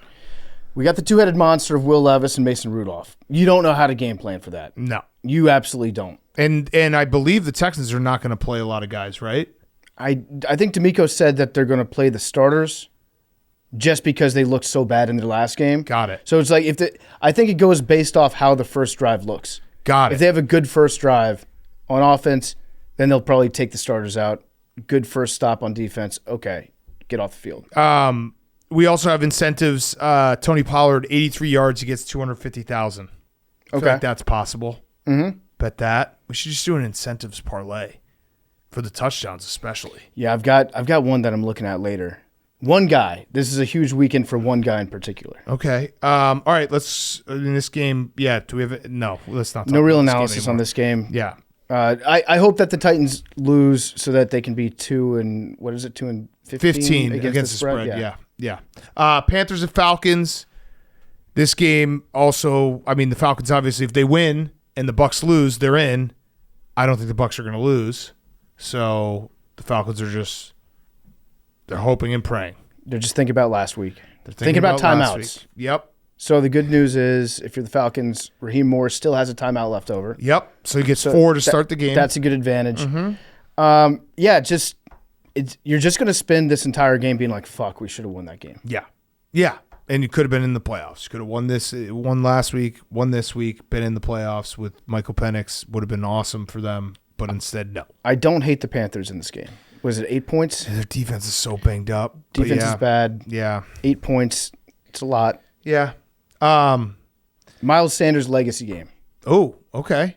This is for his legacy in Carolina. I like that. Yeah. I like that. Here's another depressing game. Jaguars at Colts. Colts -5 over under 44. The Anthony Richardson fallout has been a little ugly. Obviously, McAfee had his long tweet, which I actually thought was like well said, where he was just like, you guys, I tried to say that the culture was not good in this locker room, and everyone said that I was being a hater. Turns out the culture is not good at that locker room. And there was a report. This is, I think, from The Athletic. They're trying to hold Richardson accountable, which is understandable, but then the guy they put in wasn't the guy either, talking about Flacco. So when they went back to AR, at that point, it's like, okay, but what are we doing? That really affected the team. And then multiple players met with Richardson privately to tell him he wasn't meeting the standard. And it sounds like everyone's been he's been late to meetings and stuff like that. It's a mess. Fire Chris Ballard and try to figure it out from there. Yeah, so we're not going to preview Jags games, though, because we said no, it was the Colts. That was a Colts preview. We do have Colts tickets to give away to somebody. Oh, God. So what for the Jaguars game, what should it be? Bortles jerseys? If you have a Bortles, if you're a Jaguars fan that is planning on going to this game, how about that? Yeah, absolutely. Because the Colts fans, you shouldn't want to go to this game. It's depressing. Yeah. Okay, Saints at Bucks. So Bucks. hit up Pardon My Meme. Yeah. At Pardon My Meme if you're a Jags fan in Indy this weekend and you want 2 tickets. Yeah. All right, Saints at Bucks. Bucks -14 over under 43.5. We do have some incentives in this game. So this game, I think the Bucks are going to win. Saints are a walking corpse. They just want this season to end. So Mike Evans gets $3 million if he catches 5 passes and 85 more yards. Mm-hmm. That's a lot of money. Yeah. Also, Baker in his contract, and remember Baker had that whole that terrible thing where he got kind of robbed of a lot of his money. So I mean, he obviously is doing fine, but it's not like it got stolen by his stolen. financial advisor. Yeah. So Baker has 5 incentives in his contract, each worth $500,000. He gets paid if he finishes the season in the top 10 in the league or top 5 in the NFC in any of these categories: passer rating, touchdown passes, passing yards, completion percentage, or yards per pass attempt. Through 17 games, he's like 3rd or 4th in all of these. Yeah. So that's another $2.5 million. Yeah, it's that big. he could get. It's big, and also with those 85 yards for Mike Evans, then he would get to 1,000 yards for the 11th straight season. Every season he's been in the NFL. Jerry Rice tie his record. Mm-hmm. Pretty good record to have. Mike Evans is a certified first ballot Hall of Famer that deserves more respect. Is getting close to top 5 wide receiver of all time. Yeah. So here's the real question about this game: the Saints, they should want their season to be over. Yeah. But they're planning on maybe bringing back all their starters. Yeah, Derek Carr. I saw that. Might play. As of right now when we're taping this, he might play. Kamara might play. They're doing a simulated game, which I think is also known as practice. Mm-hmm. If you're an interim coach, you call it. Sounds more badass. Something that Jalen Hurts can't do right now. That's very true. Chris Olave might return. I don't know why. That's crazy. He's out of the concussion protocol before Jalen Hurts? Yeah, apparently. So I don't know if these guys are going to play yet because we don't have the final word on it. But it seems like they want to play their best players. Why are you pointing like that? Focus on him. Chris Olave got. You're just looking at me. I'll look at your co-host. Chris Olave got 2 concussions, and he's out of concussion protocol. Maybe. Yeah, that's crazy. It is kind of wild, but yeah, I don't know why the Saints are doing this. What's the upside? Yeah, it makes no sense. It makes no sense. Also, the Saints, I feel like when they play at the Bucks, they typically play pretty hard. Yeah. Pretty well. Yeah. They don't like each other. No. That's for sure. What were you going to say, Memes? MVS also needs 1 touchdown for $250K. Okay, so that might happen. By the way, the looking at you reminded me, I forgot to tell this story that I read an article today. Chris Boswell made the Pro Bowl, and he was talking about his career, and he said that when he was first on the Steelers, that James Harrison would, in practice, stand over the kicks and say, if you miss this kick, you fucking kicker, you got to wash my back in the shower. And then he would, he said that they would sit in team meetings and James Harrison would just be sitting like a couple rows over and just be staring at Chris Boswell the entire time. See, that's what kickers need. You don't need this lovey-dovey shit from Sark. You're going to have to wash my back in the shower. And that's a big back, too. Yeah, it's a huge back. Take a long time. Oh, like painting a barn. I just love the idea of James Harrison just not listening to anything Mike Tomlin's saying and just staring at Chris Boswell instead. You little bitch. Yeah. You better make this fucking kick. All right, so Max, earmuffs. So if I'm being real, I would like for the Bucs to win and for the Packers to lose this weekend because I feel like the Bucs is probably my best road. Yeah, the Bucs. Fun fact about the Bucs: I think they've beaten only one team over 500. And that would be us. No, at the time I'm saying. Oh, at the time. Well, I think it might have been we were at it was 500. like week 2. We were 0-0. They beat the Detroit Lions, right? Yeah. Let me see this. When is it? Maybe it's in their last. They also beat the Eagles. Was that when was that? So that's just wrong. I'm just wrong about that. They beat stat. the Lions and I'm just wrong the about Eagles that this stat. year. Just couldn't be more wrong about that stat. I'm looking up their schedule to maybe save myself a little, but early reports are that was very wrong. I don't know. This is the time of year where it's like I just see a tweet and I'm just like, oh shit, that's interesting. Yeah, you could lie about anything. They beat you week 1. Yep. So that doesn't count. 0-0, 500. Over 500 Yep. is the thing. They did beat the Lions. With the Eagles, what were your record? At that time, we were 2-1. Okay, here's what it is. And I probably just read it too fast. I believe since September, they have not beaten a team over 500. Because their wins have been the Saints, the Giants, the Panthers, the Raiders, the Chargers would be the one team. That's where it is. Since September, they've beaten one team over 500 and the Panthers again. Okay.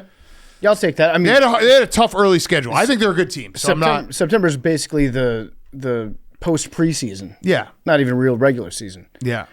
If you were Team X, though, hypothetical Team X in the NFC, and you had to pick who you wanted to play in the playoffs, would you rather play at the Rams, the Bucs, or the Eagles? Team X. I would rather play Rams 1, Bucs 2, Eagles 3. You'd rather play the Rams? I would. I think it'd be Bucs, Rams, Eagles. I agree for Team X. I'm not a believer in the Rams. Championship experience, though. I'm a believer in Sean McVay's coaching ability. Yeah. Yeah. Yeah, I guess that probably makes sense. The Bucs probably. I mean, they've only beaten one team over 500 this entire year. Yeah. So yeah, that makes sense.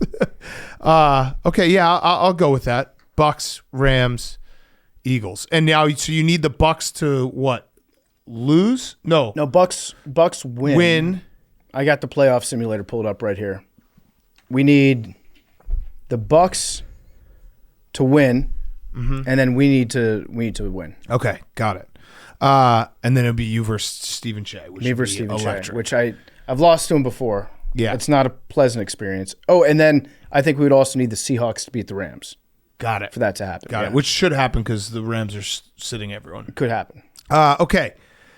Afternoon, Chiefs at Broncos. This is the big one. It is. Everything, it all hinges. This is the hinge game. Carson Wentz controls the fate of Sunday. I can think of no worst fate. If you had to pick one guy in the NFL for everybody else's enjoyment to be pinned on, Yep. he's the last. Yep. He's dead last. Dead last. DTR.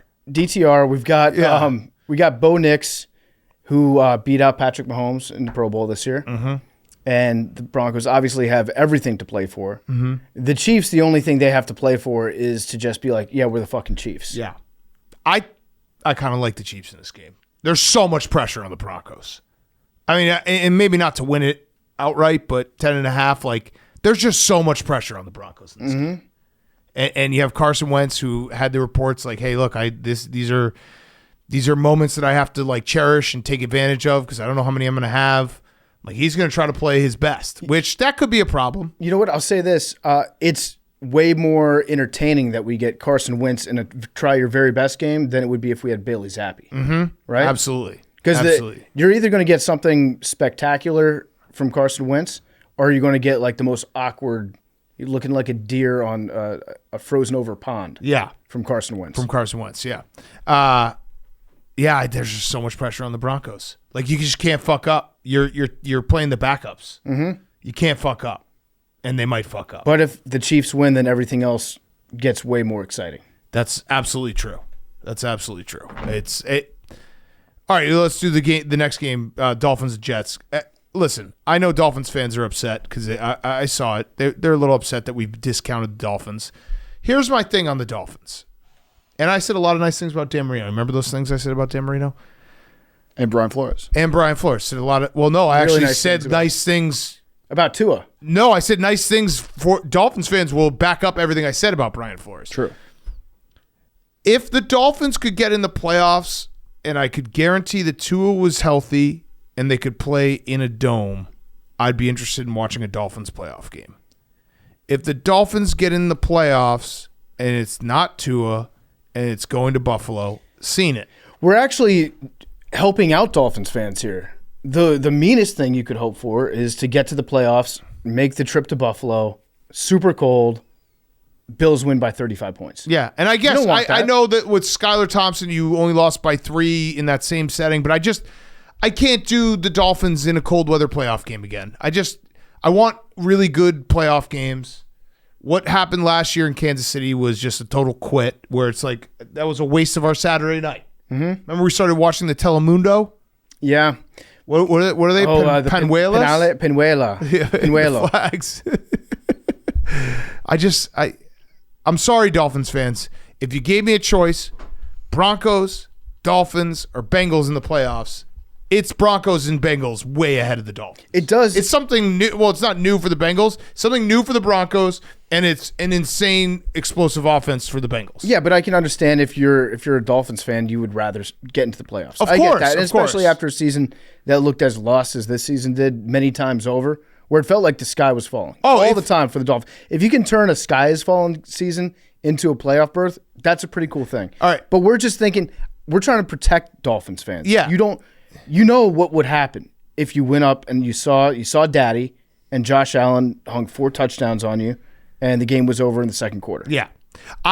I'm rooting against the Dolphins to make the playoffs. If the Dolphins somehow make the playoffs, I will be the first on Sunday night when we're taping the show to say that was an insane season by the Dolphins to put it all back together, for Mike McDaniel to keep the team going and find a way to get into a playoffs where you thought it was completely lost after Tua got concussed. All credit to the Dolphins. Like, they would be deserving, and it would be nuts because they were dead. They were dead in the water. Mm-hmm. 6 weeks into the season. But I'm not going to root for you on Sunday. It would also answer the question that we had about Mike McDaniel when he first got the job. Like, how can he do in a season where everything goes to shit? He's done pretty well. He's done okay. Yeah. No. The Dolphins have done pretty well in this season. And so they're going up against the Jets. Memes, congratulations on interviewing Louis Riddick and Ron Rivera for GM and coach. I love these posts, by the way, that the official team accounts put out, like after they've concluded it. They're usually sponsored posts, too. Yeah. It's like, we've just interviewed Ron Rivera, sponsored by Bose. I thought of a positive for Ron Rivera. Okay. Great guy. We know him. I have his phone number. He's an owner killer. Oh. That is true. Yes. So his final 2 years with the Panthers. Oh, I want Ron Rivera. Yeah. He sold the team, and then the final is last 2 seasons of the Commanders. How many? He was there for 3. Yeah. Yeah, that's true. And then they. Damn. That's a good spin zone. That'd be a positive. He's such a good person that he ends up making the bad owners be like, hey, we got to get out of here. We've seen how good a person should be. Yeah. And we're just not that. Yeah, he's a nice guy. Good Nice podcast guy. guest. Very good podcast guest. Very nice guy. Memes, which A or B sad stat for the Jets? B. B would be the Jets have gone 9 straight years without an offensive player in the Pro Bowl. 2015, Brandon Marshall. There's no way that's true. There's no way that's true. We had a wide receiver, but it was technically special teams. I don't think that counts. Is that true? Andre Roberts. That's a long time. Okay, you want A? Sure. Greg Joseph is now the kicker for the Jets. The Jets have more kickers this year than wins. All right. Positive. That's their 5th kicker. There was also a stat that That's tough. The Jets signed 5 players from the Commanders, which would line up for Ron Rivera getting the job. Who'd they sign? I'll have to pull up the tweet. But it was Greg Joseph. They signed a D lineman, a cornerback. So Ron was getting his players in there ahead of time. Yeah. To learn the playbook from a different coach. And then they're getting them in. Yeah, just to learn the culture and the environment. Is this Aaron Rodgers' last game for the New York Jets memes? I believe so. And then in the final act, I think they're going to get him killed because Oh, my God. our right guard, it was DNP, and Morgan Moses, who the right tackle, was also a DNP today. So if we don't have either of them, Olu's out, Aaron Rodgers just might get sacked 1,000 times. Okay. Yeah. I mean, it doesn't feel like Aaron Rodgers. He says he's no darkness retreat this year, so that's good. Yeah, he's going to lock in. Yeah, it's been the best 2 years of his life. Yeah. It's going to be fine. I guess it's been a cool year. You got paid a lot of money for not working. Yeah, this year sucked. Yeah. But last year I'm saying. Yeah, he was injured, but I mean, if you get paid $20 million, $30 million to not work, that's a pretty good year. Yeah. It's a really good year. By the way, we'll have more with the Aaron Rodgers stuff with Florio, who actually has some good insight. Don't give it all away, Max. This time. You're about to. No, just that one part. Okay. Chargers at Raiders. Raiders plus 4.5. Chargers, if the Steelers lose, the Chargers are going to want to win this game because they would play the Texans and get up to the 5 seed. I feel like there's a correlated parlay in there. Maybe take Bengals and Chargers. Mm-hmm. Because if the first leg hits, that line will probably go a little higher because the Chargers will have more incentive to play. If the Steelers win, the Chargers will have nothing to play for, correct? If the Steelers win, let me pull up the playoff machine again here. I believe they have nothing to play for because they beat the Broncos twice this year. The good vibes fun parlay, which is Jets, Chiefs, Bengals money line, is 17 to 1. Whoa. 17.5 to 1. Wait, say it again? Jets, Chiefs, Bengals. Not the hungry dog. That's not the hungry dog, but for... Oh, because the Bengals are favorites. Yeah. Mm-hmm. Yeah, Will there be a hungry dog? Steelers win, and the Chargers they get the 6th seed. Yeah. No matter what. Yeah. So just watch that. That will be important. Yeah, I don't think that Harbaugh is capable of playing any activity where he's not trying to win, where Agreed. that's not the object of it. So I feel like they're going to go out there and compete. They're going to try to win the game. I wouldn't be shocked if like the Steelers win the game on Saturday night, and then like the Chargers medical staff is like tells all the guys like just say you're injured to start the game because otherwise there's no way Harbaugh's going to make you go. sit I mean, Harbaugh Yeah. literally did say we're attacking it with an enthusiasm unknown to mankind. Yeah. But hasn't he said that before about things? Everything. It's just like every time he says that, it's unknown to mankind because this week it's even more enthusiasm. Correct. He just keeps bumping up the enthusiasm. Also, incentive watch J.K. Dobbins, 58 rushing yards for 150K. Mm-hmm. That's got to be so awesome to go into a game being like, if I do this, like if I catch one touchdown pass, I get $500,000. Yeah. That's awesome. And I feel like all their teammates are rooting for them to make money. Yeah. It's not their money. You want your boys to get paid. Yeah, absolutely. All right, Seahawks at Rams. Rams minus 6.5, over under 38.5. Gino. This is my incentive special. Yeah, 185 yards passing gets $2 million. So not only that, that's scratching the surface, Big Cat. Buckle up. Smith gets $2 million if the Seahawks finish with a 10th win. Okay. He gets $2 million if he gets 4,282 yards. That's the one where he's 185 away. Mm-hmm. And he also gets $2 million if he finishes with a completion percentage better than 69.75. Right now, he's at 70.23. Whoa. So Geno Smith could make $6 million on Sunday. So this is not only Geno Smith, but this is also dump-offs. Yeah. Okay. Yeah. Charbonnet catches. Charbonnet catches Walker. Is he I think playing? he's out still. Yeah. But yeah. Okay.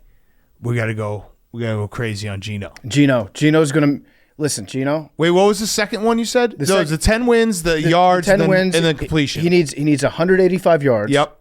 And then he needs to win. And then he has to finish with a completion percentage better than 69.75. Right now, he's just above 70. Wow. So if he finishes this game at 69, that might be enough to bring it down. Yeah. I don't know. I'm not a math guy. What are you doing, Max? Sorry, that caught my eye. He needs It, to be safe. He's got to get. I don't know.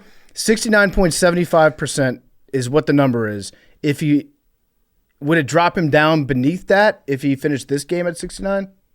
it would. For the record, also, I saw something that popped up on my Twitter that said Bears eyeing head profile. Bears eye high. Oh my God! Bears eye high profile coaches for head coaching role, and it was about Mike McCarthy. And then the first tweet in it was just mine saying, "Stop this," which should have told you to stop this. So this is our Geno game. This is our Geno game. Okay. I think we got to unload the clip on Geno Yeah, Smith. I agree. Nobody's ever believed in Geno Smith more than us. Yes, and Jimmy G starting for the Rams. Jimmy G, who's a winner. He is a winner. He went to a Super Bowl. He wins football games. Yep. Went to actually multiple Super Bowls, technically. Maybe the funniest outcome would be if Jimmy G went out there and just lit it up. And then to see what team would then overpay Jimmy Garoppolo to be a quarterback for them next season. I feel like if you're Jimmy Garoppolo, even if someone tries to overpay you, it's like, dude, being the backup in Sean McVay, like being around Sean McVay, just do that. Yeah.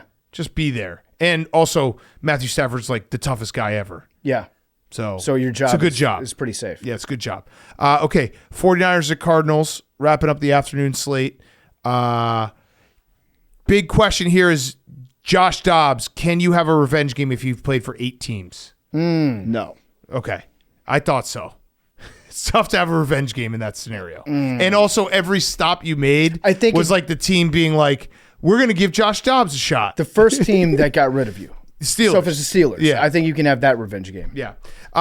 Also, Kyler Murray is 50 rushing yards and 1 rushing TD away from 750,000. So that should be in there. Yeah, and really nothing – there's no difference made in this game if you're the 49ers if you win or lose, really. No.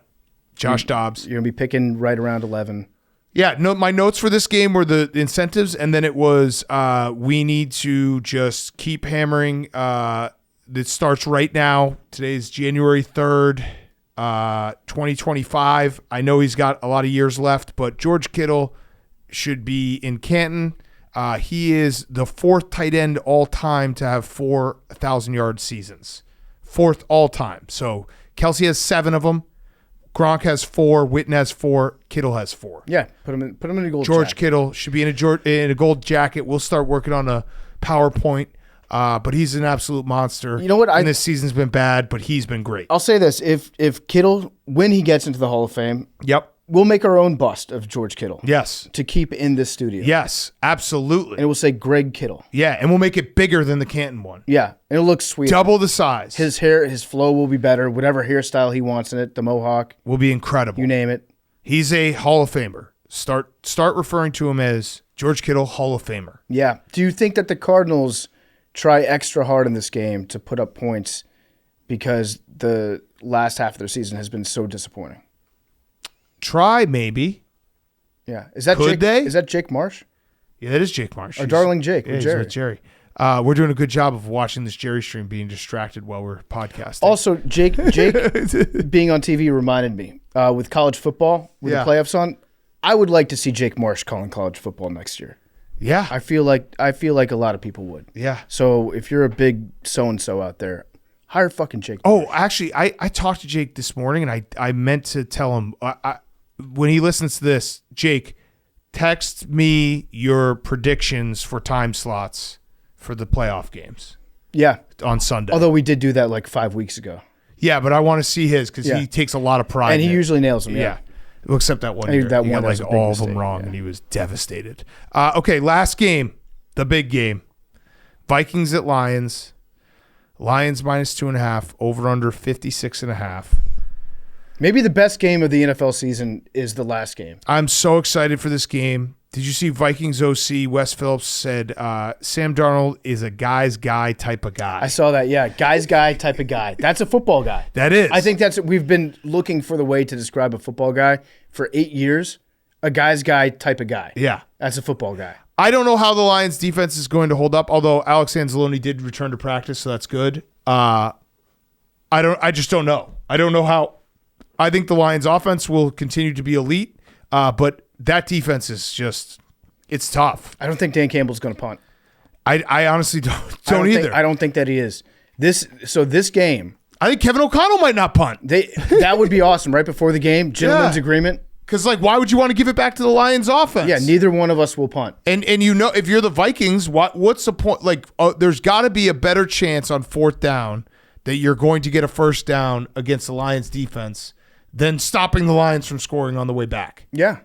Maybe the best way is punt till Jack Fox boom one down there, he made the Pro Bowl, which is crazy. Yep. That the Lions punter of all people made the Pro Bowl. Let them return it for a touchdown, so you just get the ball right back. Yeah. That's kind of like a turnover. Yeah, exactly. And then you just go for 2. Yeah. So this game is going to be awesome. I honestly don't know. I lean Lions just because of the home crowd and playing with that edge, but the Vikings are just really fucking good. Yeah, so in this game, it's the most combined wins of any regular season game in NFL history. Yeah. But so I didn't realize this. There's only been 8 teams total in NFL history to have 15 wins in a season. So one of these teams is going to be the 9th team. And it's the fact that it's happening, obviously with 17 games is a little bit easier. Mm-hmm. But this will be this year we'll have 2 teams with 15 wins no matter what, unless they tie, I guess. Yep. But yeah, the 15 win list is short. Only 8 teams. It's the 84 Niners, 85 Bears, 98 Vikings, 04 Steelers, 07 Patriots, 11 Packers, 15 Panthers, 24 Chiefs, and then the winner of this game. Mm-hmm. So pretty cool. Do you know that Dan Campbell has more wins this season than Matt Patricia did in 2.5 seasons? I did know that, yeah. Yeah. It's pretty crazy. Again, great job by the Patriots sending your coaches out like little dandelion seeds floating through the wind to just go poison other NFL franchises. We didn't talk about it because it was Monday Night Football. We didn't have a show on Wednesday. I understand people being like, Dan Campbell's an idiot for playing everyone. I had no problem with it because, again, Dan Campbell is as consistent gets. And he said it before the game. He's like, I'm going to get ahead of it. So when you guys rip me, this is the plan.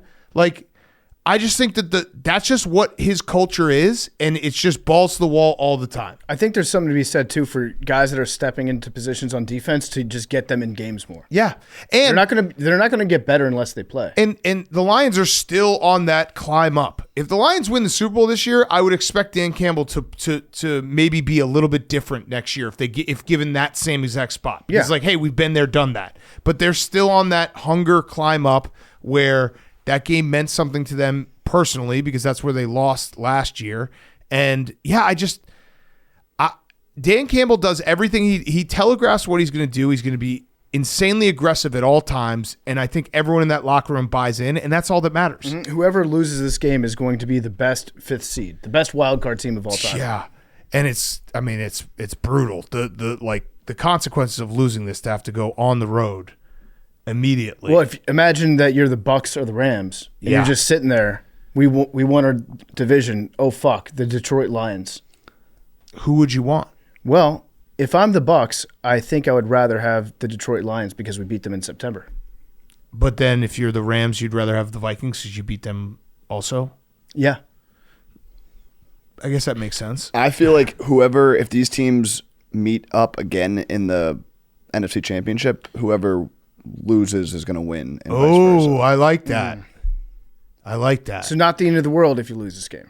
That's like unless it's the Eagles, unless that team loses and you have to go play. If you're playing in a dome, I think the Lions could easily win in Minnesota. If they have to go to Philadelphia, maybe a little different story. That's like I wish we could find out who the MVP is before the Ravens and Bills potentially play in the playoffs because I would take whoever lost the MVP to win that game. Yeah. Yeah. Okay. Picks time? Let's do it. So, Max, you get 3. PFT and I get 2. Reminder, PFT and I are 2 points up on Max. We have 18. Max has 16. If there are any ties, the tied people go to the bachelor party together. Max, you want to go first? I am. Yes. Right? Well, yeah, I think you have first pick. I have first pick. Mm-hmm. What would your first pick be? Should I say it or should Hank?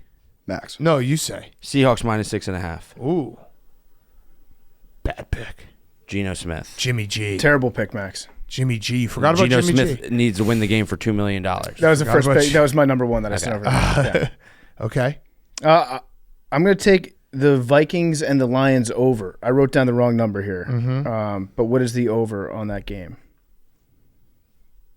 56.5. 56.5. PFT has it at 42.5. I have it at 42.5. Oh, in my I book. love it at 42.5. Book. Yeah. Holy shit. Yeah. That's great. That's the fun over. Yeah. Okay, I'm going to take. Do I have to take my top That two? sucks. I'm going to be rooting for the Technically? under for that game. Hank, do I have to Yeah. take? Oh, I do. Well, no. Well, not to. I'll take my second one and another one, but it's not going against anyone else. Correct. All right, I'm gonna. I'll take my top two. Stick my guns. Top two: Bengals -2 and the Panthers Falcons over 48. I got the opposite side. I got the Steelers +2. So then I have my next two, right, Hank? Yeah. I have the Bengals, Steelers over 48, Whoa. Ugh. and the. What did Memes just say? He said, "Don't do it." No, I'm not going to do it. Do it. I switched. I told Memes I was going to take the Jets, but I'm switching it to Saints Bucks over 43.5. The what's it called? The incentives game. Incentive. Yeah. I like that. That was on my list. Okay, so wait, what are your 3 picks, Max? I have the Seahawks -6.5. That over in Bengals Steelers is a disgusting pick. Why? Because the Steelers might not be like playing. I guess. I mean, we No, talked they're about gonna it, play. but They're gonna play, and the Bengals defense. I guess is like the there was a worst lot of defense points. ever. There's a lot of points. And the Bengals first time they are played. the Bengals are playing for their lives. All right, so say it again. Take it back. Bengals Steelers over 48. Okay. Saints Bucks over 43.5, and Seahawks -6. So it could come down to that, because my 2 games will be done by the late slate. Your 2 games will be. He has I got the lines. late. Oh, you have the late one. So we have Max that- goes it could- 3-0. Yeah. That would be great. It could really come down to that. Yeah, if Max goes 3-0 and PFT needs a win. I thought I wasn't. The Bucks Saints. I thought I wasn't gonna get. I had that on my list. It just wasn't Yeah. top 2. Can't believe you Number took the 3. Seahawks, Max. Well, that one is just. I saw the Geno need. If Geno wins the Yeah. game, he gets $2 million. Yeah. They have to win that game for him. Yeah. All right. So should we do our TD parlay? Can we put the Seahawks in our TD parlay? Why not? Yeah. Why not? Seahawks money line. Yeah. I don't. All right. Fine. We won't, Max. Okay. Let's get some. You know what? I'll do Kyler Murray because he gets that 500,000 if he scores a rushing touchdown. Okay, I like that. Hank. Conviction. Jackson Smith Najigba. Okay. All right. PFT. Do a Vikings Lions. You got I one am. of that? I'm trying to think of pretty much anybody in this game should score, in theory. In theory, everyone should score. All right, we'll go Jefferson. Okay. What are the odds on what we just put out there? I don't know if all those TD scores are out yet. Oh, okay. But those should be pretty good odds Yeah. with Kyler Murray. Right. Yeah. Okay. All right. Let's finish up before we get to Mike Florio. By the way, DraftKings. Go to DraftKings and bet all of our TD parlays and our picks. Every day is game day at DraftKings Sportsbook, and now through the end of the year, it's extra special. All customers will get a special daily promo every single day from profit boosts, odd boosts, no sweat bets, and more. There's something for everyone. Download the DraftKings Sportsbook app now. Use code TAKE. That's code TAKE, and take advantage of special daily promotions only on DraftKings. The crown is yours. Okay, time for Fantasy Fuckboys before we get to Mike Florio. Fantasy Fuckboys, last of the year. Last of the Once year, season's last of the year. over. If you're still playing fantasy, you're a fucking loser. I got 4 leagues going week 18. My stardom is 6-packs. Yeah. 6-packs, Super Bowl 6-packs on the way. We got it. Fuck yes. January time to lock in, get in the gym. This Yeah. is the year. Get that 6-pack going. My sit-em is 6-packs. 6 packs. Dry January. Love it. You doing pretty much dry January? I'm doing Fry January every day. Fry but Friday. January. Dry January. I like Just that. So eating you can fries. drink some beers on Fridays. Yeah. Okay. Love it. And my Or if it's sleeper? your birthday. Yeah, for my birthday, which it's not, but maybe. If it's somebody's birthday, then you can drink. Deal. Got it. Okay. Deal. Love Deal. it. Or well, Love it. if football's Deal. on TV too, you can drink beers then. Deal. My sleepers, jumpsuits. Things are so comfortable you can sleep in them. I got a nice velour one on. Yeah. Good to be back in the season, boys. Yeah, Hell yes. Looking good, boys. Are looking Us strapped. Italians in jumpsuits, it just feels right. Oh yeah. Oh yeah. Hey, it's Johnny Buglisi. What's up, Johnny? What's up? My Johnny B. My starter, I was going to start jumpsuits because it is jumpsuit Oh, January, hell yeah. right? So we're all zipped up here. Boys looking good. What is that, Italian? It's Italian Sergio Tacchini. That's nice. I Tacchini. like the jumpsuit. Solves a lot of problems. I'm sitting the Cleveland Browns because they're so fucking boring. I can't stand this. Can't this team. stand them. Get them out of my face. Just sim the rest of the season. Just don't show up on Sundays, guys. Come on. And then or Saturday this week was subjected to an extra day of Cleveland Browns. My sleeper is Pornhub. Pornhub is sleeping if you're in like a third of the United States because it's now officially banned in 33% of states in the United States right now. Oh, shit. You can't log on without an ID. How are we gonna whack It's gonna be tough off? for those people to go to sleep. Government putting the wet sticky hands into your cell phones. Get them off there. Bullshit. Get them off there. That's bullshit. What's up? What's up, fuckers? It's Freddie Alfredo. Hey, Freddie, My stardom is health because I'm 2 days in, no candy in January. love that. What do we think about that, boys? No candy or ice cream in January. No sweets. No sweets in No January? sugars in January. We're doing baby steps. What this about your year. birthday? Whoa, shit. Gotta have cake. What about donuts on Saturday? Gonna buy them for my kids. What about if there's football on? No bites? Maybe just take out donuts. Donuts on Saturday count. That doesn't count. What about when you order $40 worth of candy every Not Sunday? gonna do that. What about dessert? Not gonna do that. What if you have a bad day gambling? Only donuts on Saturday and cake on my birthday. That's it. What if you're on a cold streak? Not gonna happen. Already happened. What if you're really hungry? 2 days in. All right, my sit-em is Mr. Beast, so he kind of did a thing. Did you guys see that? No. He proposed to his guma, but he used the caption, so I kind of did a thing. That's some okay. chick stuff, bro. I did a thing. That's some chick stuff. Some personal news. Yeah. Put a ring on it. So I kind of did a thing. And then my sleeper is Geno Smith. Good sleeper. I think he's gonna have a big game. Yeah, did you guys see this? Listen.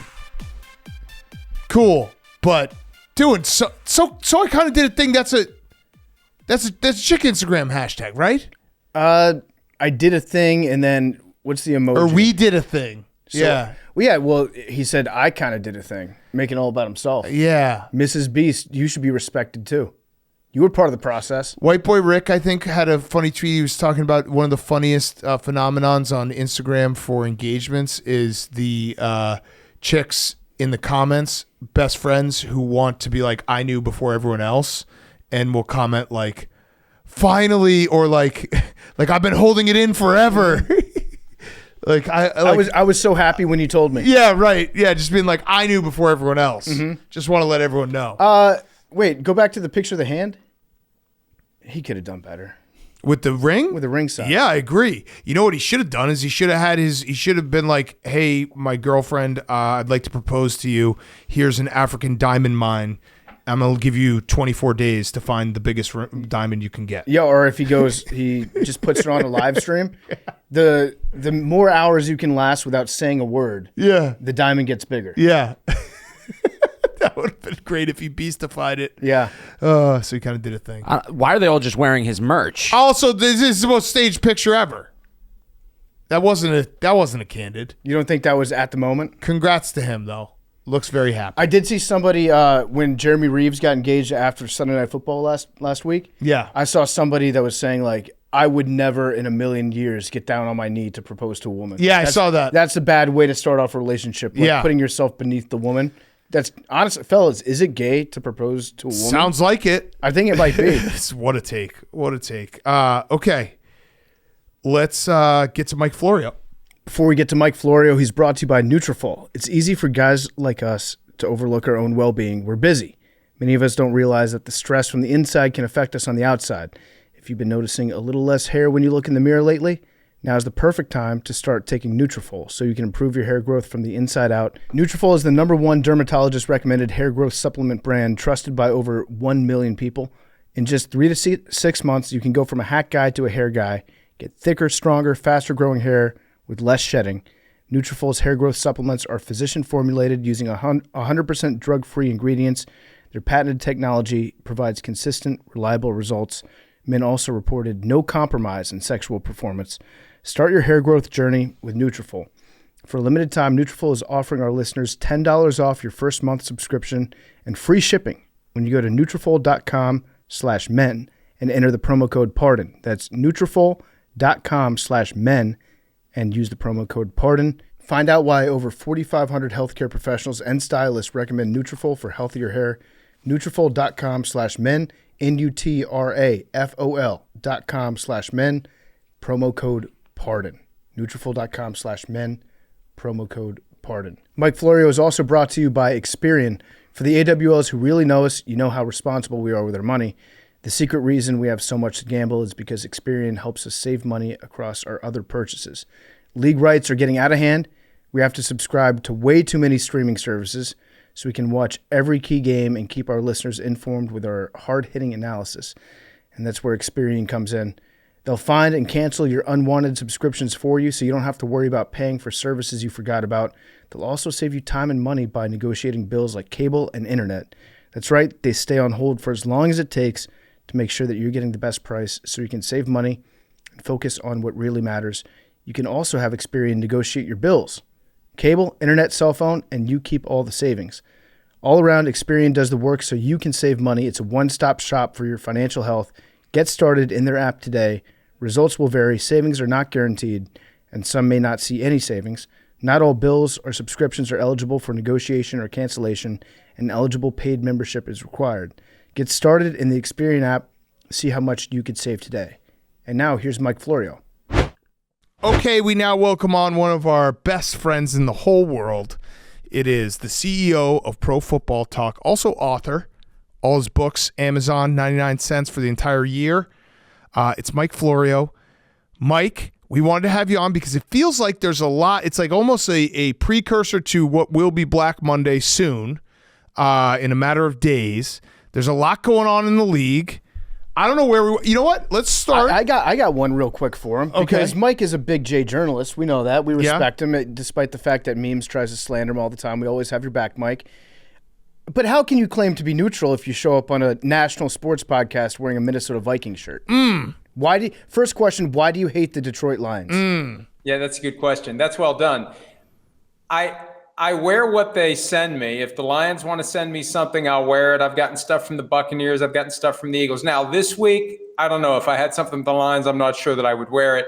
You know, I used to wrestle with this idea that we have to appear neutral at all times, but over time I've realized that from Greeny to you to Berman, I don't know who Berman loves the Bills. Like, what an honor to be included in that group. Yeah, but people don't shy away from whatever it is that drew them to the NFL in the first place. We're not Rob Lowe. We didn't start following the NFL because we're fans of the NFL. We all had a team, and mine is very deep-seated, 50-plus years. I saw those purple helmets. I didn't know what the thing on the side was, but I loved it. I love Chuck Foreman. I love Fran Tarkenton. So the rare good years take me back to when I was like 9 or 10 years old. Well, they are having an incredible year. Obviously, that game on Sunday night against the Lions to decide the 1 seed. But the question I have for you, and I think you probably have more intel than we do, what are the Vikings going to do with Sam Darnold?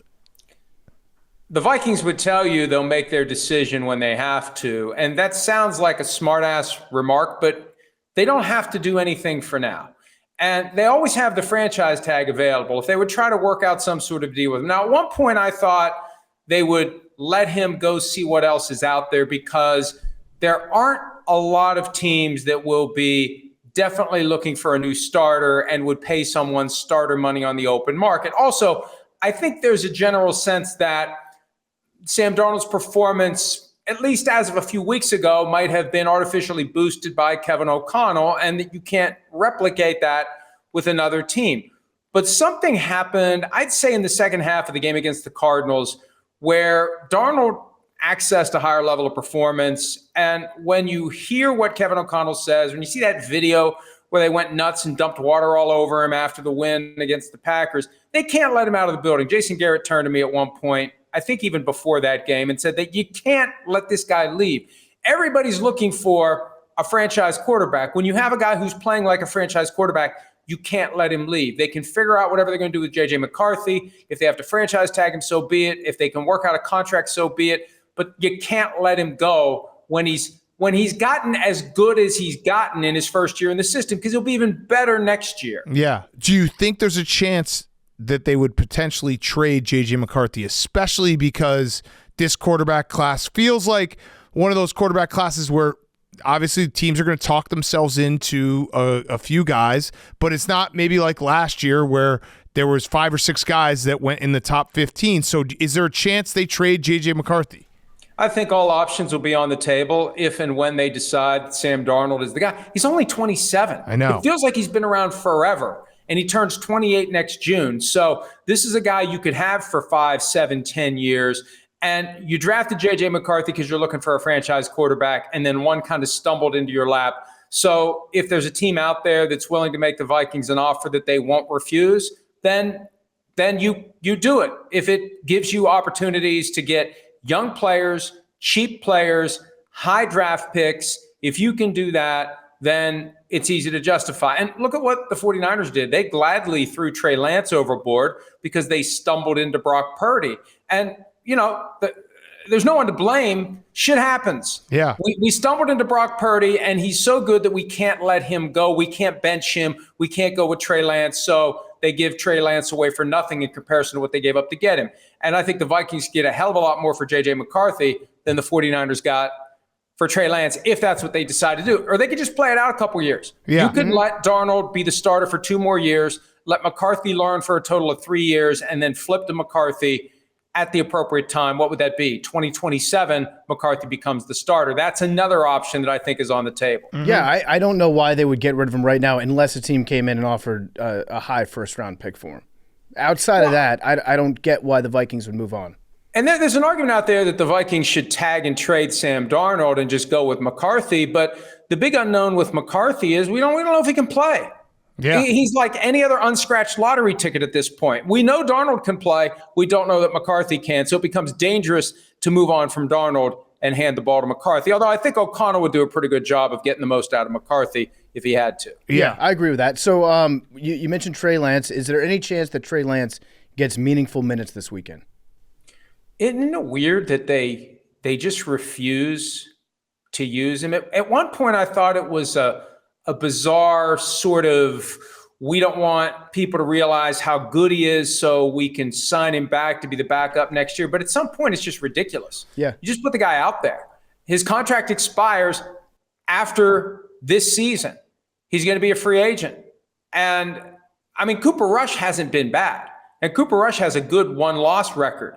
But it's just odd to me that Trey Lance hasn't been able to earn playing time. And I don't know what the Cowboys' ultimate motivation is. And, you know, who knows what they're going to do. And I think Jerry Jones loves the fact that we don't know what they're going to do.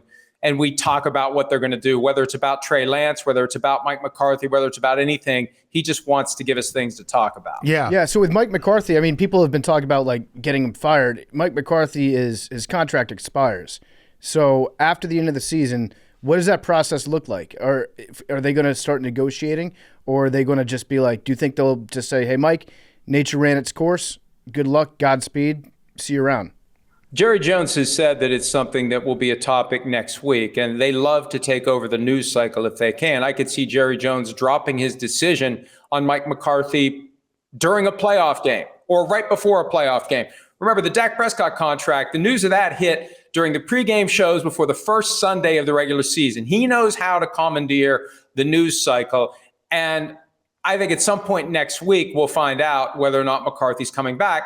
But because that contract expires, Mike McCarthy, if he wants to, and when you think about everything Jerry Jones has put him through, forcing him to coach out his contract, saying, I think people work better if they're under pressure, and all the other crap that he's had to deal with, wouldn't it be great if somebody else was interested in Mike McCarthy and he just said to Jerry Jones, I don't want your job. Go find somebody else. And And Jerry would like at least the dance, at least the drama, because he loves it when the Cowboys are able to consume our attention, even in a year when they're horrible, not horrible, but they're worse than they were expected to be. They're still commanding our attention. But McCarthy will be a free agent and could go anywhere he wants. So when does he hit free agency? When is his contract expired? They draft the contracts so that they usually expire in February or something like that. I can't imagine he wouldn't be available to talk to other teams right away, that he would need some sort of dispensation from the league. But because it happens so rarely, it's a great question, and I'm going to make a mental note to find out exactly when he's a free agent. We assume it's after the game, but that's a good question. Your instincts are good, BJ. Great question. Yeah, good Internet question. Son, you're making me proud, Internet Son, to start 2025. But I assume that he's free and clear, but he might not be, because these contracts are written to expire at a certain date, usually after the regular season ends. And he may be strapped if the Cowboys want to play hardball. I feel like it would be after the Super Bowl, right? Like in the event that the Cowboys had made the Super Bowl this year, you don't want to lose your coach in January. But you could also do if you're done, obviously if you're still alive, he's not going to get hired out from under you in the playoffs. Right. But when you're done, does it end then, or is there some artificial buffer that gives the Cowboys exclusive negotiating rights while all the other jobs fill up? It's like, hey, sorry, Mike, there's no other jobs out there for you. You got to take our offer. Yeah, so he's just going to have to go into the office and just kind of sit in his room and just wait for Jerry to call him into his office. Hope someone talks to him. Yeah. Mike, I hate to bring up my Bears because they're so goddamn bad, but this recent report is making me very nervous, and I want you to tell me it's not true. I heard through the grapevine, or I saw it online, and who knows, that Ryan Poles is trying to softly push the Bears away from potentially hiring Ben Johnson, because Ben Johnson would kick out Ryan Poles, and it looks like Ryan Poles might try to hire Brian Flores, who was a teammate of Ryan Poles at Boston College for a year, which would be the death of Caleb Williams if Brian Flores, what he did to Tua. What's going on? What the fuck is going on? Why can't they just do something right and just be like, hey, we have a clean slate, get rid of Ryan Poles, let a coach come in, let him bring the person that he wants to bring in, have them both lockstep for once have it be clean and everyone going in the same direction. Right after they fired Matt Eberflus, I started poking around to figure out what the Bears would be doing, where they'd be looking, what their focus would become. And I was told in no uncertain terms, their number one objective is to get the most out of Caleb Williams over the long haul. They view him as a franchise quarterback. They just need to get the most out of him. And the person I spoke to caused me to say, so you're getting an offensive guy. You got to get an offensive guy, because otherwise you get a defensive coach who hires an offensive coordinator, things start going well. The offensive coordinator says, see you later. I'm going to go be a head coach somewhere else. Find another offensive coordinator to get the most out of Caleb Williams. You want a Sean Payton, Drew Brees situation. Now, I was told they're not closing any doors when it comes to which side of the ball the coach comes from. But yeah, offensive coach seems to be the message that the Bears are sending as it relates to this desire to get the most out of Williams. But these palace intrigue questions are real. We've seen them before. And Ryan Poles isn't going to want to hire the guy that's going to eventually push him out the door. He doesn't want a guy that he's not going to be on the same page with, who's going to come in, have success, and try to take over. And it's critical that the GM and the head coach be on the same page. They should have equal accountability. There should be no avenue for the GM to try to undermine the coach if things are going poorly. No avenue for the coach to undermine the GM. And that's unfortunate if that's true, and I saw that as well. If Ryan Poles is going to be disinclined to go after Ben Johnson because he wants to protect his own turf, that's when you have to ask the tough question: do we just hit the reset button here? But they won't. won't. We just do a clean sweep. That's what a real organization would do, but they won't. Like, it's such an awkward to have a GM who's on the hot seat interviewing for a coach. Like, it makes no sense. Why can't they? I know the answer why, but like, The most logical thing is if you have even doubts about Ryan Poles, just get rid of him right now. It's the same as Matt Eberflus last year when you kept him, even though there was doubts, and you could have gotten Harbaugh or someone else. Like, just do the right thing. Otherwise, you're going to get a coach and then fire the GM in a year, and then it's going to be the whole thing again. Well, what's harder to find, a good GM or a good head coach?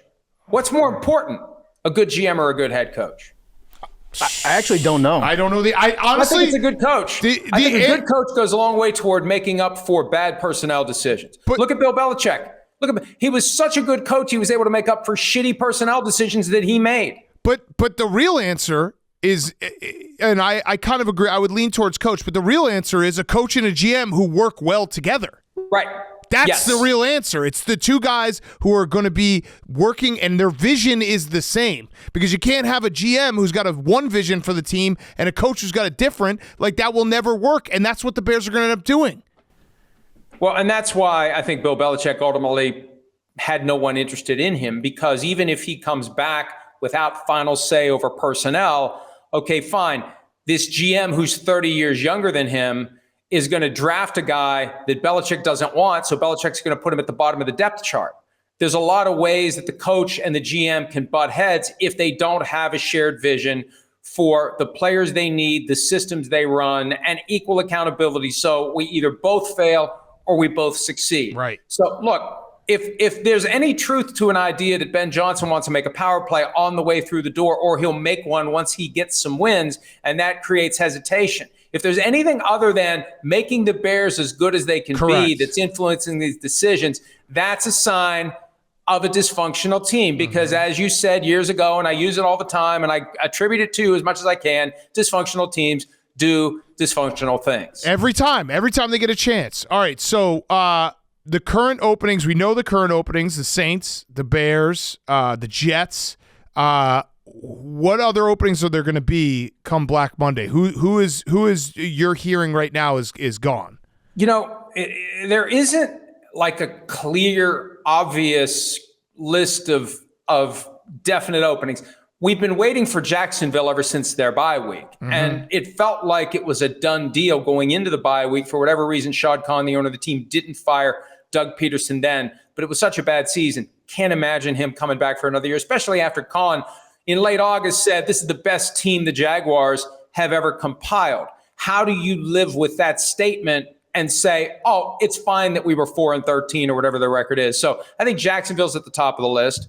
New England is one to watch, although I think Gerard Mayo is going to get another year. Devin McCourty was on PFT Live on Tuesday, and he spent some time around that team this year, and he got the impression that guys in the building aren't sure what's going to happen. So if Gerard Mayo's safe, he hasn't gotten the memo yet. And I don't know what the Patriots are thinking there, but they could decide, in theory, they could decide to just rip the Band-Aid off and move on after 1 year and try to hire somebody like a Brian Flores, whose ship seemingly will be coming in this year, whether it's Chicago, whether it's New England, whether it's somewhere else. The other ones that would stand out, and I'm running through the divisions in my mind here, we look at the Giants as a place where how can you justify doing nothing if you're John Mara when they had one of the worst seasons in franchise history? What a way to celebrate your 100th anniversary as an organization with your franchise record longest losing streak. If they lose on Sunday, it'll be the record for the most losses in a season. And those are the big ones. The Colts are another one that I think has come onto the radar screen recently. And I was asking someone today who's among the pool of candidates to take these jobs. And the message I got is there's always a few surprises. Right. And that's got me wondering what people on the inside who are in the process of being, interviewed at some point, whether they might know about where things are going to pop open. But we see it every year. It's a surprise when there isn't a surprise opening during that hiring cycle. All right, so the two other teams that you didn't mention, one is the Arizona Cardinals. Is there any chance that they move on from Gannon there? And then the second is the Raiders. I didn't mention the Raiders, and I should have, because it feels like something's going to happen in Las Vegas. But you have to factor in the owner. And Mark Davis tolerated losing football under John Gruden because John Gruden was his buddy. And if Antonio Pierce is now Mark Davis's buddy, Mark Davis will tolerate losing football, because there's multiple ways to define success as an NFL team. One is how much money are you making? And the Raiders are making more money than they ever have before because they're in Las Vegas. They got that prime market and they're making a ton of money. Stadium's always full, even if it's not Raiders fans. So I don't know what his tolerance is for being perpetually a non-contender. If it's higher than it seems, then Antonio Pierce is out after 1 year. But that one is weird, especially when you throw in the Tom Brady influence or lack thereof. And when will Tom Brady be more involved? And Mark Davis says we're not going to bother him while he's still working for Fox, and they've got the Super Bowl. So that one is just kind of got a weird vibe to it because you don't know what the owner really wants. With the Cardinals, you look at 105 years, they've never had a coach longer than 6 seasons. They've had 2 guys, Jim Hanifin and Ken Wisenhunt, made it 6 seasons. Nobody else made it that long.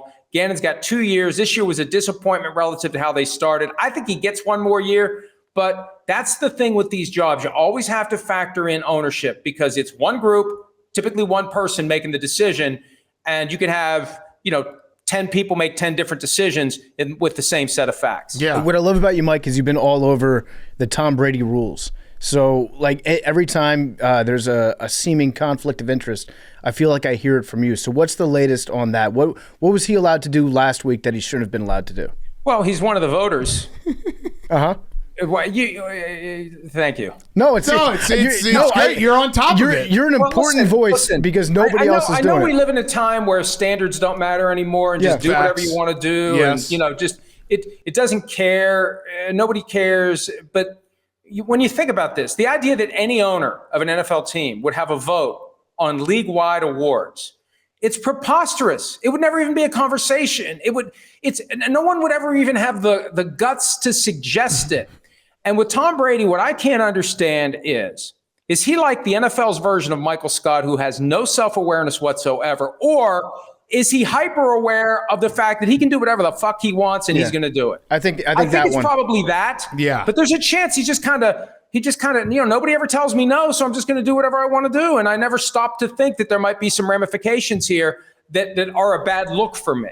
Yeah. I mean, the conflict of interest thing is interesting because we all have our biases. You're wearing a Minnesota Vikings shirt right now. Good point. But we still allow you to part of my take. It's one thing to be a fan of a team and set that aside when it's time to do the right thing. It's another thing to have a fiduciary duty to that team as a part owner who holds 10% of the equity. It's impossible. When I practice law, there are 2 types of conflict of interest. Wait, you practice law? Shut up. If I just say it without the setup, people will think, what the fuck does this guy know? Shut up about the legal system.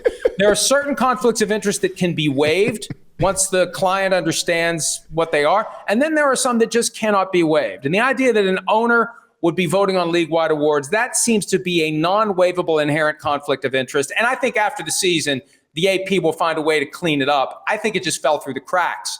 And it wasn't until last week that they were like, oh shit, he still has a vote, and he's officially an owner now. Yeah, I mean, I'm a part owner of the Green Bay Packers, but I'm still right. I'm right down the middle. Yeah. When we talk, our Goldfish Get back to was me an when owner. you buy about 300,000 more shares. Yeah, Mike, is there a team? So we talked about all the openings we think, and you alluded to it. Like, there's always could be a surprise. Last year, Pete Carroll was a little bit of a surprise. Yeah, big surprise. Right. So is there a team that you're maybe even heard a little bit of rumblings where it's like they don't know what they're going to do? It's not a matter of rumblings. It's just a matter of feel. And it's a matter of what patterns have we seen in the past, and it also depends on how the playoffs go. Yeah. And I don't want to turn this into a bigger thing than it would be, but there have been occasions in the past where maybe it's run its course between the Ravens and John Harbaugh. And there's been rumblings in the past at times that maybe it's time for a fresh start for everyone. If they'd go one and done in the playoffs this year, would that vibe return? I wouldn't rule it out. Yeah. Last year, Mike Tomlin, there was a lot of what's he going to do? And we reported at the time that he wasn't going to make any decisions until their playoff run was over. And when it ended, he made a pretty quick decision to come back. If they go one and out again, does he continue to renew his vows with the Steelers? I don't know. There isn't the same noise this year as there was last year, but you just never know when everything's going to align and it's either the guy wants out or the team wants to make a change.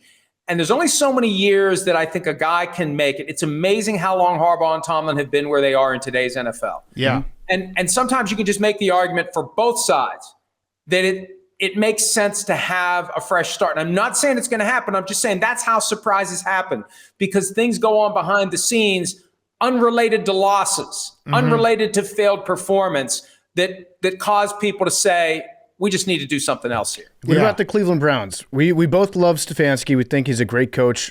Things have been very weird in Cleveland this season. It's just been a weird year. Like I don't know what type of decision making was going on behind the scenes. How they were determining who the starting quarterback was going to be week to week. But is there any chance that Stefanski gets the axe? My read on the Browns situation is pretty simple. A couple of years ago, 2022, they got into the Deshaun Watson pursuit. There were 4 teams. And credit to the Texans. They took a situation where a guy hadn't played football in a year.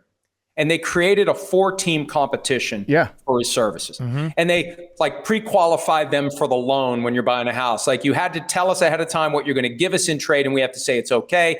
And once we know it's okay, we'll let the 4 of you figure it out with Deshaun Watson as to where he's going to go. And it was the Browns, the Panthers, the Saints, and the Falcons. And once it got out that the Browns were involved, that destroyed their relationship with Baker Mayfield. And then Deshaun Watson said to the Browns before any of the teams, I'm not interested in you. So I think that's the moment that ownership said, forget it. We're going to make this guy an offer that there's no way he's going to say no to it. 5 years, $46 million per year, fully guaranteed. And they've been working to justify that horrible contract and trade. 3 first-round picks plus 3 other picks given up. Worst trade and sign deal in NFL history when you factor in what they gave up, what those guys could have been, and the money that's tied their hands and the salary cap issues. I just think it's been stubbornness that's kept Deshaun Watson under center.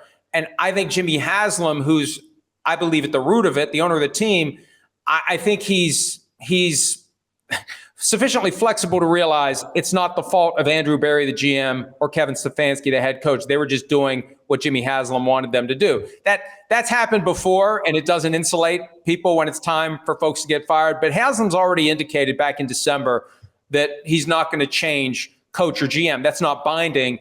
But the Browns are kind of off that radar screen because of the things Haslam had said. But dysfunctional teams do dysfunctional things. Right. Yep. And maybe Jimmy Haslam wakes up one day next week and says, screw it, I'm going to get a clean sweep here and start over. And I mean, Stefanski, I feel like would get a job right away. I mean, he's a phenomenal coach. He's a 2-time coach of the year. He took the Browns to the playoffs the first time in forever. He's been put in a situation that I don't think is fair to him.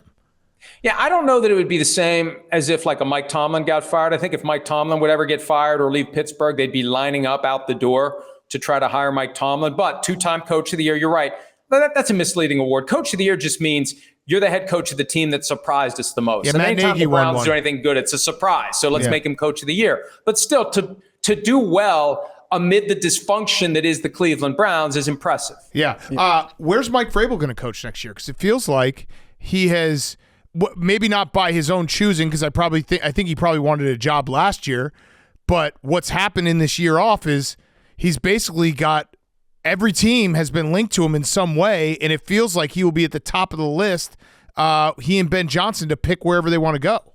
That's been the vibe for about a month now, that the 2 no-brainers who will have options to coach next year are Ben Johnson and Mike Vrabel. Beyond that, we just don't know how it's going to shake out. And Vrabel has been linked to the Raiders because once Tom Brady is done with his season and he's whispering into Mark Davis's ear, Vrabel is the guy that Brady would want because they're friends and it goes back years. There's a point Sims has made, and I think he's right. I think Vrabel would be perfect for one of the New York teams because Vrabel's got the right personality to deal with the New York fans and the New York media. It's almost like Parcells, where he just doesn't fuck around. And he can be abrasive in a charming way. That's how Parcells was. He'd say things that were hostile, but it was kind of funny. And I think Vrabel would be good if he wants to subject himself to that. I don't know. Do you want to subject yourself to being the head coach of the Jets? Do you want to be the head coach of the Giants? I don't know. But I think a guy like Vrabel, and there aren't many guys like this, he would do well in that market. And I think both of those teams need to be considering very seriously trying to make a run at Vrabel, because that may be exactly what they need to stabilize things in the eyes of the media and the eyes of the fans. Yeah, has he lost weight this offseason so he's less intimidating? Well, who was it that – wasn't that one of the justifications for firing him in Tennessee? It was some weird shit like that. Again, dysfunctional teams do dysfunctional things. Yeah. I think Brian Callahan could be done in Tennessee just because look at how erratic they've been and look at the rash decisions they've made in Nashville with head coaches. They never should have fired Mike Vrabel. But I think Vrabel offended the owner in some way. And hey, that's the reality of working for a mom and pop shop, multi-billion-dollar football operation that's run like a family food truck. Yeah. All of them, not just that one. I mean the Bears are the same way. Where I don't think they'd hire Mike Vrabel because he's too much of an alpha, and George McCaskey would have to like hide under his desk every time he walked down the hall. I think you're right about him in the New York market though, because he has a way of he'll be like a little bit hostile, but it'll still give you good copy as a reporter. Yeah. Like the headlines will be funny and entertaining. And he wouldn't be they'll kinda bothered by it. Yeah, he wouldn't be bothered Yeah. by it either. Yeah. We've made him an offer if he wants to come to Chicago. We offered, what was it, Wednesdays on Part of My Take? Wednesdays on Part of My Take. He gets to do an exclusive interview. Hank is his butler. Yep. We've given him a lot of options. So Chicago is in play for Mike Vrabel right now. Hey, actually, this just popped in my head. I hope this is not going to be the case, but our colleague, John Gruden, is there anyone who's kicking the tires on that? Now, obviously, if Gruden wants to take a job, I'd be very happy for him, but I selfishly want him to stay at Barstool. His name has been on the fringes of the chatter for 2 months now. Here's the reality, though.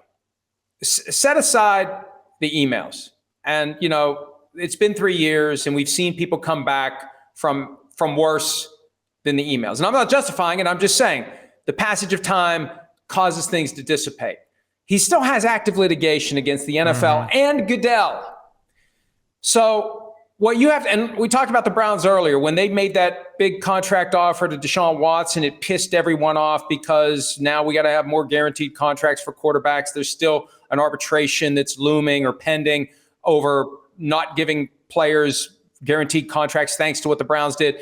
If you hire Gruden, you're going to have some pissed off people at 345 Park Avenue, headlined by the guy that runs the show, whose name's on every football. So you better be damn sure that this is something that's going to work, because there's going to be blowback one way or the other. And maybe they settle the case beforehand. I don't know, but it's a lot there. And this is the other side of it too. And I love Gruden.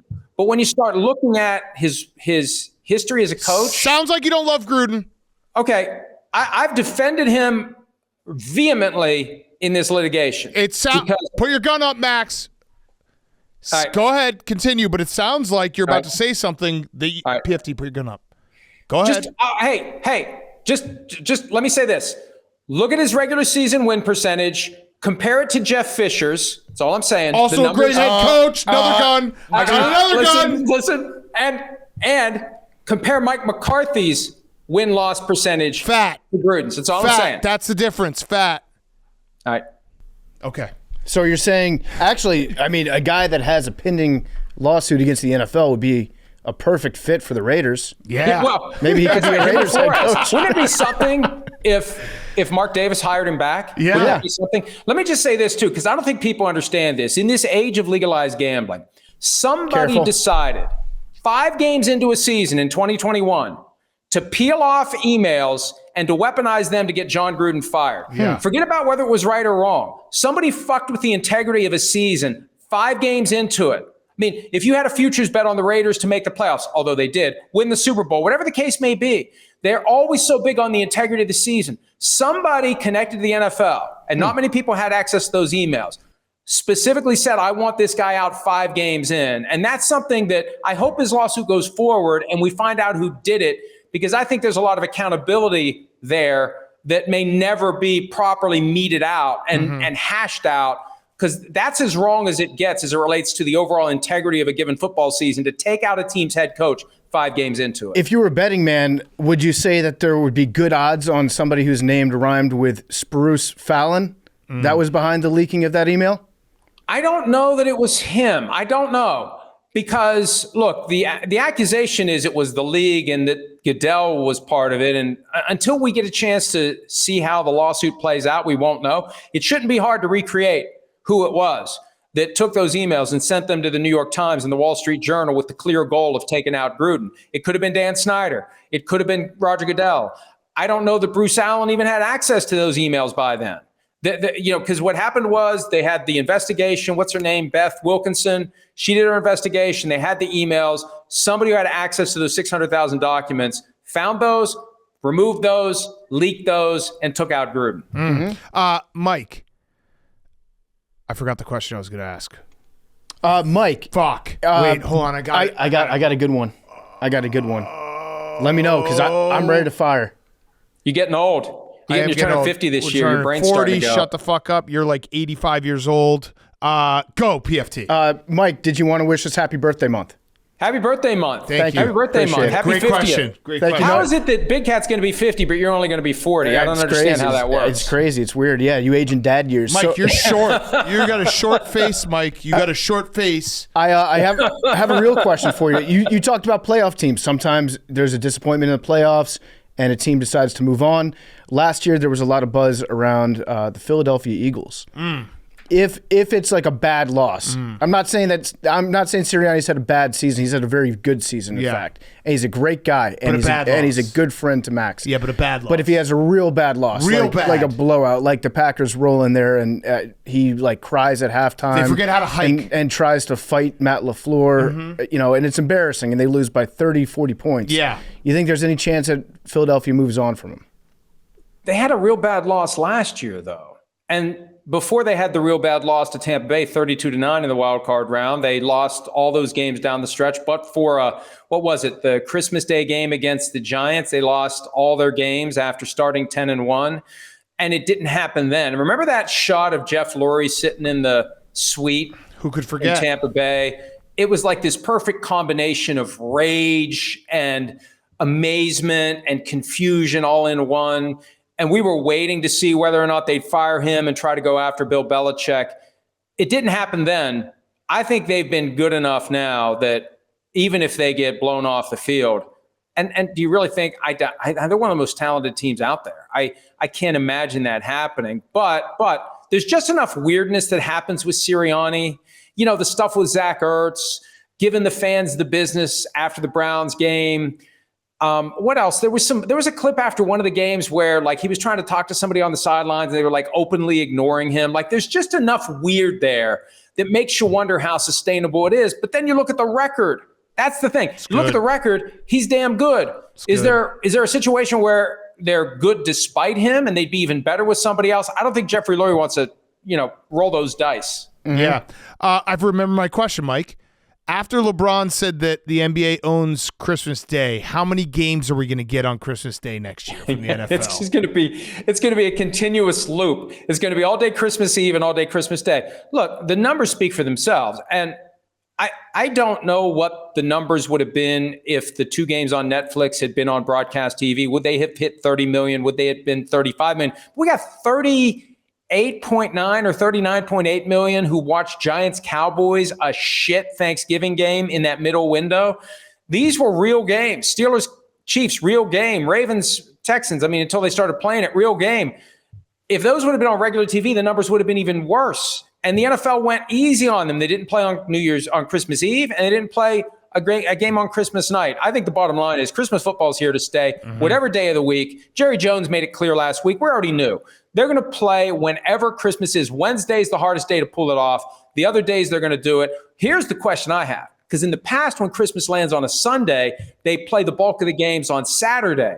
I wonder if the next time Christmas lands on a Sunday, and it's not for like another 10 years, will they just say, fuck it, we're doing our regular schedule on Sunday, where everybody's in the pool, it's Christmas, it's a Sunday, we're not going to shy away from that, we're going to completely and totally own it. That would rock. That would, yeah, maybe. I feel like they'd probably stick to the Saturday, though. They would probably split it evenly. Yeah, because you want it to be like appointment television for certain games on Christmas. Otherwise, or it's just your full-blown schedule. Think about it, your full-blown schedule on a day when everybody is home. And everybody's looking for something to do. Let's tune into Red Zone. Let's flip on this game. Let's go. The numbers could go through the roof in comparison to what they ordinarily are, but it's not like until 2033 or something like that. So, some of us will be dead by then. Do you think Goodell sees that from LeBron and is like, oh, okay. Like, get ready to learn like Cowboys, Eagles, Bills, Chiefs. Like, we're going to fucking drop the hammer next year. I think it's like the old line from Mad Men when John Hamm says, I don't even think about you. Okay. I think that's his reaction. Yeah, but I think he would say that, but I think he really does think about the NBA. He wants to just twist that knife. That they put it on streaming so you couldn't even change the channel. Yeah. You couldn't even flip over to the NBA games. Yeah, and it's going to keep getting bigger and bigger. I mean, the NFL is by far the biggest attraction in the United States, and they want to make it global. It's a 100-year thing. We'll definitely be dead by the time it comes to full bloom. But, there would have been a time when people would have laughed at the idea of football overtaking baseball in the United States. And I'm sure deep down, they'd love to overtake soccer one of these days. That'll probably never happen. But I would have said the same thing in the 70s about baseball and football. Mm-hmm. Yeah. Crazy. So, all right, playoffs coming up. What teams do you think can win the Super Bowl? Well, the Eagles, the Lions, the Chiefs, the Bills, the Ravens. The answer is every team that gets in the playoffs. No, well, yeah, I mean, technically, right? Chip in a chair. You've seen wild card teams win before, Mike. Fine, I know, but it feels like there's a cluster of teams that. Yeah, no, you're right. Keep going. Sorry, I just had to throw that in there because you said I was going to be 50. I know. I've dealt with you for so fucking long. I know. You're a smart ass that doesn't even register anymore. There's no dominant team. The Lions had some dominant wins earlier in the year. They beat the Jaguars like 52-6. They blew the Cowboys off the field. But since Thanksgiving, when the Bears almost forced overtime, remember that game when the Bears fucked up the timeouts? They're tough to deal with. They've been in close games pretty much every week since then. There is no team that's just going to show up and kick your ass like the 85 Bears. There's nothing close to that. So, I mean, you're gonna have Chiefs fans mad at you. You're gonna have Chiefs fans very. I'm trying to help you. I'm trying to help you out, Mike, because you're gonna get a lot of shit from Chiefs fans. But they don't blow anybody out. The win over the Steelers was the most impressive win of the year by 19 points. But all they got to do is win one game to get to the Super Bowl. 2. Well, I mean, I'll say right now they're in the AFC Championship game. But what if the Bengals show up? I don't think they're worried about the Bengals. The Bengals are not a good football team. Joe Burrow in that offense is phenomenal and out of this world. Their defense is trash. The fact that they need not only to win, but they need 2 other games to go their way, doesn't that tell you what type of team they've had as a season? Oh, absolutely. But also, Joe Burrow transforms into a next level superhero when the playoffs roll around. And he's gone toe to toe with Patrick Mahomes multiple times. He's the only active player, only active quarterback who has beaten the Chiefs in the postseason. It really is amazing, though. And the Chiefs' history, and like Mahomes doesn't make the Pro Bowl, which is laughable at one level, but you look at the numbers this year and you can see why he didn't. But his worst outcome since he became a starter in 2018 is losing in overtime of the AFC Championship. That's his floor. Mm-hmm. I mean, for a lot of teams, they haven't even done that. For the Vikings, since 1976, their best case scenario is losing in overtime of the NFC Championship once. Yeah. Mahomes has done it twice. That's his worst outcome. It's uncanny. So I agree. It's going to be very hard to go into Arrowhead Stadium and win, but they're not dominating people. Yeah. That's the point. There's no one that's just showing up and kicking your ass each and every week. But here's the thing. The teams that they would have to play would be either the Bengals, the Dolphins, or maybe the Steelers, right? Yeah, or possibly the Chargers. And so Broncos or Chargers. Possibly the Broncos. Yeah, I feel like, the real matchup is them against the Bills or them against the Ravens. Correct. I agree with you completely. And they might work it in a way that they avoid both of them. Maybe the Bills and Ravens end up playing each other in the divisional round, so they only have to play one of them. Mm-hmm. Mike, give me a path, because I just want to fantasize. Well, they definitely won't have to play both of them. I guess if the Steelers win, definitely they could end up drawing the Ravens in the divisional round. So you think Bailey Zappi's going to beat Lamar Jackson? Well, no. Was it 17.5 point favorites? But you know what? Wouldn't it be the Browns that would fuck up the last act of a clear tank? Yeah, it would be. And win with Bailey Zappi? Because I do think the Browns are very live to get the one pick. I don't think it's crazy for the Browns to lose, the Titans to win, and the Patriots to win. The Browns have the one pick. But yeah, the difference is the Browns want it. Yeah, the other teams, they don't care. The Browns, organizationally, top to bottom, they want it, and they've done a good job of positioning themselves for it. So you're right. They win the division. They won't meet in the divisional round, and it would be if the Ravens win and the Bills win in the wild card round, they'll end up playing each other in the divisional round, and the Chiefs will get the lowest team left. You're right. Mm-hmm. Mike, can I just fantasize? Just talk me through this. What is the path that the Commanders could make it to the Super Bowl? Well, if you can avoid the Eagles, which is doable. I want the Eagles. It's not crazy. I mean, you win, and you don't have to go to Philadelphia. You're going to go to LA or Tampa, right? Jaden Daniels, it feels like he's busted through the rookie wall. There was a period of time where he was either hurt or he's fatigued. Lately, he's been phenomenal. MVP chance. He had some interceptions, though. Night. Don't forget about the interceptions.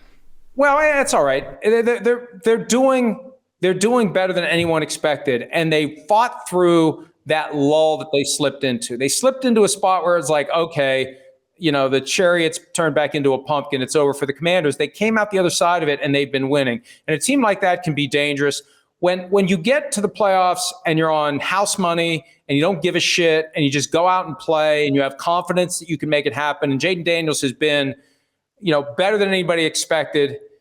When we were at the scouting combine and we were meeting with defensive players, and we asked as many of them as we could remember to ask, who's the best guy you ever faced in college? The SEC guys all said without hesitation, Jaden Daniels, because he's there and then he's gone. And we've seen it. We've seen it come to fruition. So with a guy like Jaden Daniels, because when we see low seeds in the past make a deep run, the common denominator for those teams is to have a great quarterback. And even though he's a rookie, he's already in that list of great quarterbacks. Yeah. Okay.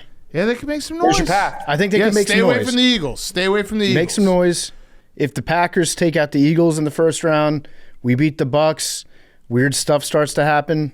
It's not going to happen this year, but I want to think about it because there's a way that the team that loses on Sunday night only has one road game in the playoffs because those wild card teams could go in. You get the Packers at the Eagles, the Packers could win.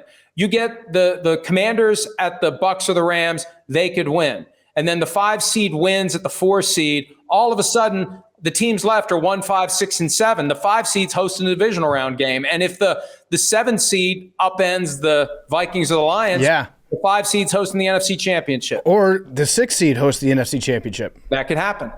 That's the path. That is the path right there. Okay, cool. Packers, Commanders at Raljon. Yeah, that's it. And I'll fucking wear your Sam Howell jersey. Yeah. Yeah. I'll fucking get into that. All right, Mike, last question. By the way, everyone go to Amazon and buy Mike's book. 99 cents. Ebook. Make sure you say the ebook. The print edition is at 99 cents. Paper ain't free. That was my New Year's resolution, my first one in 21 years. Because I want to encourage people to read. People view reading as a chore. They view it as work. You do. I send you all my books. You never read them because you view it as work. You have association to school, and you don't want to do it. Mike, I'm trying to get people to read in 2025. Mike, I not only didn't read it, I haven't even taken it out of the package. Yeah.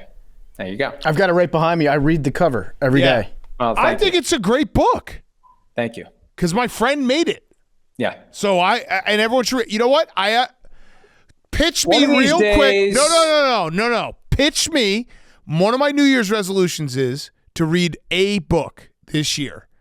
Pitch me on your book. Okay. Father of Mine is a mob tale set. Just kidding. I'm not reading it. West Virginia in the Earth. All right. Fuck you. Ask me about my fantasy team.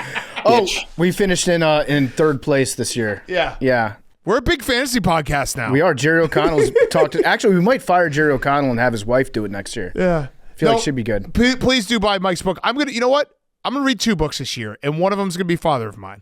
Well, read Father of Mine in the sequel. Once you finish Father of Mine, you'll want to read the next one. You're signing me up for another one? Wait, so what's the sequel? The sequel, Son of Mine. So it's basically like the Old Testament and the New Testament. Exactly. All right, the new Bible. Now I'm doing the next one, which I guess is essentially Revelation. No, Scientology. Everclear. You ever heard of that band? Father of Mine. Great song. Yeah. Mm-hmm. It's a great title. Titles aren't protected by copyright law. You know how I learned that? How? Pardon my Practice take. law. Oh, practice law. But I think there is some rules because we tried to make a book that was just a New York Times bestseller. Was the title?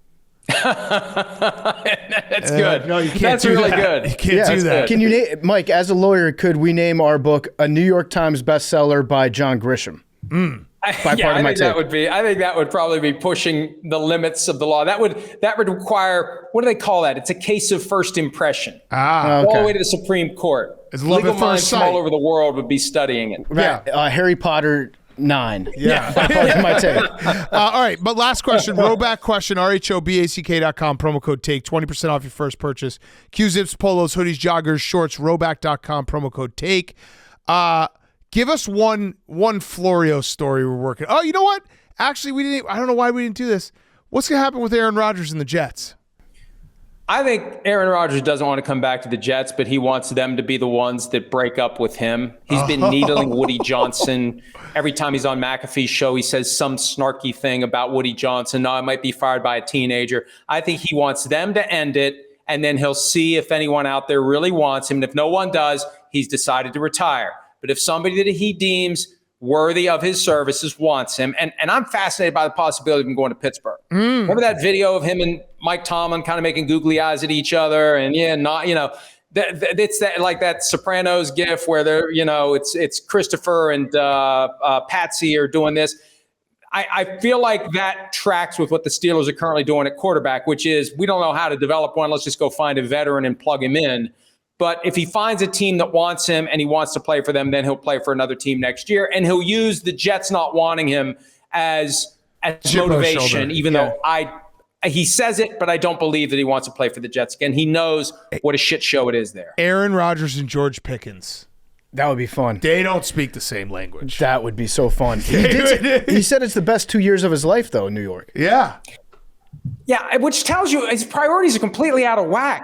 They were horrible. He was injured all of last year. They were horrible this year. How does that become the best year of your life when you won a Super Bowl and you're a 4-time MVP? I think it's just something you say. He's hung out with a lot of friends. Yeah, you just say it. What about met a lot of great people? Here's a crazy one, and we'll end with this because we got to go watch Notre Dame in Georgia. If Brock Purdy's elbows kind of fucked up, Aaron Rodgers finishes where the team that should have drafted him? No, that won't happen. Why not? I guarantee that won't happen. Why? I'll just say this. There are more than a few people around the league who have figured out Aaron Rodgers and want nothing to do with him. Oh. Trouble in paradise. Oh. Kyle doesn't like Aaron. No. Oh. I didn't say that. I just said there's more than a few people who know that, I don't – look, I got enough problems. We got him in the spot. I got enough problems. I think there's a lot of coaches – for whom it would be a hard sell. And you better be damn confident that you can coexist with this guy and it's not going to completely, fuck up your life and get you fired 5 weeks into the season like it did Robert Saleh. Mm-hmm. Jets hire Mike McCarthy. Mm-hmm. Mike McCarthy, Aaron reunite. Mm-hmm. We're an Aaron Rodgers podcast. I don't know if you knew that. You know who Kyle does like a lot? Kirk Cousins. What's going to happen with Kirk? What are the possibilities for Kirk Cousins? I know where he's going to go. Here's what I think. Heaven? He's going to go to heaven. Let me throw this one out there for you, Mike, real quick before you say Vikings trade J.J. McCarthy for a second-round pick, and then they need a backup quarterback. No. Look, there aren't many guys who, once they've been the highest-paid player in the NFL, who voluntarily accept being a backup. Flacco's like the only guy that's ever done that. Usually it's, hey, if I can no longer start, see you later, I'm out of here, I'm going to go count my money. The thing with Cousins, and this is why I think Rodgers might have a future, but Cousins won't. Both had the torn Achilles. Both have less mobility than they used to have. Then again, Cousins never had much. Rodgers still throws it 40 yards on a dime with a flick of a wrist. Look at Cousins. He's got to muster every ounce of energy in his body from his toes to his fingertips to try to throw the football. And his body eventually rebelled against him this year because he was compensating for the torn Achilles tendon. So it just got to the point where he just can't do it anymore. And I've talked to people who said, you know what, there's a chance it just never comes back for him. He could be done. Mm-hmm. But he still gets paid next year. Yeah, he does. He gets paid next year. He gets $27.5 million next year. He made $62.5 million this year. He gets $27.5 million next year, regardless of what happens with the Falcons. The only way he'd lose it is if he'd retire, and it'd be stupid to retire. You force him to cut you, and you take your $27.5 million. Yeah. Good for Kirk. All right, Mike. Thank you as always. Can't wait to see you Super Bowl week. You're the say best. It every time, and I never even hear from you Super Bowl week. So because you get up at the ass crack of dawn to do your show with Phil Simms. Where are we this year? It's Central Time Zone, so it won't be quite the ass crack of dawn. Yeah. All right. Well, listen. If you need a guest, PFT and I are more than welcome to come on. You can't get in. You can't get in the building. We have ways. You can get us in. Gruden works for us now. Gruden will get us in. NFL loves him. I might just dress up as Mike Florio. That's great. We'll get a whole bunch of Florios out there. I rotate them in and out. We'll all go as Florios, yeah. All right, Mike, thank you as always. You're the best. Thanks, guys. Happy New Year. It's soup season. We're going to get cold. This next week is going to be pretty cold all across the country. It's perfect time to crack open some soup. Get involved with soup season. taste up. Today's episode of Part of My Take is brought to you by Campbell's Chunky Soup. It's the soup that eats like a meal. When you think chunky, you got to think of players like Frank Ragnow, Montez Sweat, Will Anderson, Chop Robinson, Trent Williams, Jason Kelsey. It's soup season. You know that they're eating Campbell's soup. It's their favorite. It's our favorite too. I love soup because it warms you up from the inside out. But even guys like Jason Kelsey can't compare it to the go-to like chunky steak and potato. It's packed with great ingredients, keeps me going strong. I'm eating soup every single day, all winter long. During soup season, you can find me with a big bowl of Campbell's Chunky Soup. Chunky takes satisfaction to the max this soup season. Grab a can of Campbell's Chunky today. Okay. Fyre Fest of the week. Wrapping it up. Short week. Boys. Hank. By the way, Every in week's a Vanny short week, Woodhead's chair. Yeah, nice little addition to the studio. Yeah. It's Got a good. new rug. How's it smell? It smells good. Smells fine. We used to smoke heaters in that van all the time. Corncob pipes. Oh, yeah. Kids So that don't- was the RV. Yeah, that's Oh, different. yeah. That was when the RV, the sewage tank overflowed, and so And we didn't have the heat. we didn't have air fresheners, so we figured two birds, one stone. Yeah. Let's smoke corncob pipes. Yeah. My Fyre Fest was just when I moved. I mean, there's not a lot going on. I got my bag back, or it's Oh. I think I got my bag back. Yeah. You They think it- found it. They're shipping it back. Okay, so it's not back yet, but it is your bag. Yeah, they've confirmed my bag. So I think that was a good vibes going into the week. I just regret when I moved to Chicago. I think I threw away like 25 jumpsuits Oh. Yeah. because I think jumpsuit January was kind of over. We kind of feel like it's had some new life. I'm excited to do it again, but Yeah. I was looking today and I was like, I have like 3.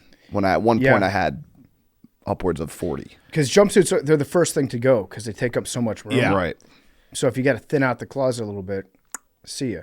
But that said, jumpsuit January rocks. And It does. I feel more energized than I have in a long time by the jumpsuits. I'm energized. I will hit a wall where I'll just have to throw on some real pants at one point in a couple weeks, but I'll then get back to the jumpsuits. My kids were like, "Why are you dressed like that today?" Because I do look a little ridiculous, but that's I'm comfortable. I feel comfortable. Your kid sounds like he's got some anti-Italian bias. It might. Well, he's Italian, so he shouldn't. He hates himself. So you got rid of all the jumpsuits? You buying more? I bought a couple more. Although I ordered some 2 weeks ago and they're nowhere to be found. So I have some of these, the Sergio Ticini. I like just wearing sweatpants and a matching sweatshirt. That one makes me feel a little more athletic. This one makes me feel like I just want to eat. I loaded up on the one pieces this year, and so I've got a bunch of these ones that just have. realize that's just. It's a one piece. It's a one piece. It's got the zipper down the middle of it, which is very convenient for if you're a 6-year-old and getting dressed. Yeah, But you're wearing jammies. yeah, I'm wearing jammies. But the problem is with these, if you go to the bathroom, It's a big problem. Yeah, it's a big problem when you go to the bathroom. Yeah. I have to wrap it around my waist and hold the front of it against my stomach if I'm going number 2. Got it. I just want I was trying to find. It's not easy to find velour jumpsuits. Yeah, That's the pinnacle of you got to get the jumpsuits. Ticcinis. Yeah. The Ticcinis, they're expensive, but they're worth it because they're comfortable as hell. Okay, PFT. My Fyre Fest is, I've honestly had a pretty good week. Things are going well. Yeah, It's a new year. 2025. New year, new me. I've resolved I'm going to get 1% better every single day. And if you get 1% better every day, you end up like 37 times better There you go. by math. I saw somebody say that online. So every day I'm just trying to, I guess that might be my Fyre Fest is it's hard to find ways to get 1% better every day. There's no way I could find 1%. Just 1%. That's I all you think got I'm to do. tapped out. I went to the Winter Classic, which was cool to go to. Great concert by the Smashing Pumpkins at Wrigley Field. Mm-hmm. Great concert by Chance the Rapper.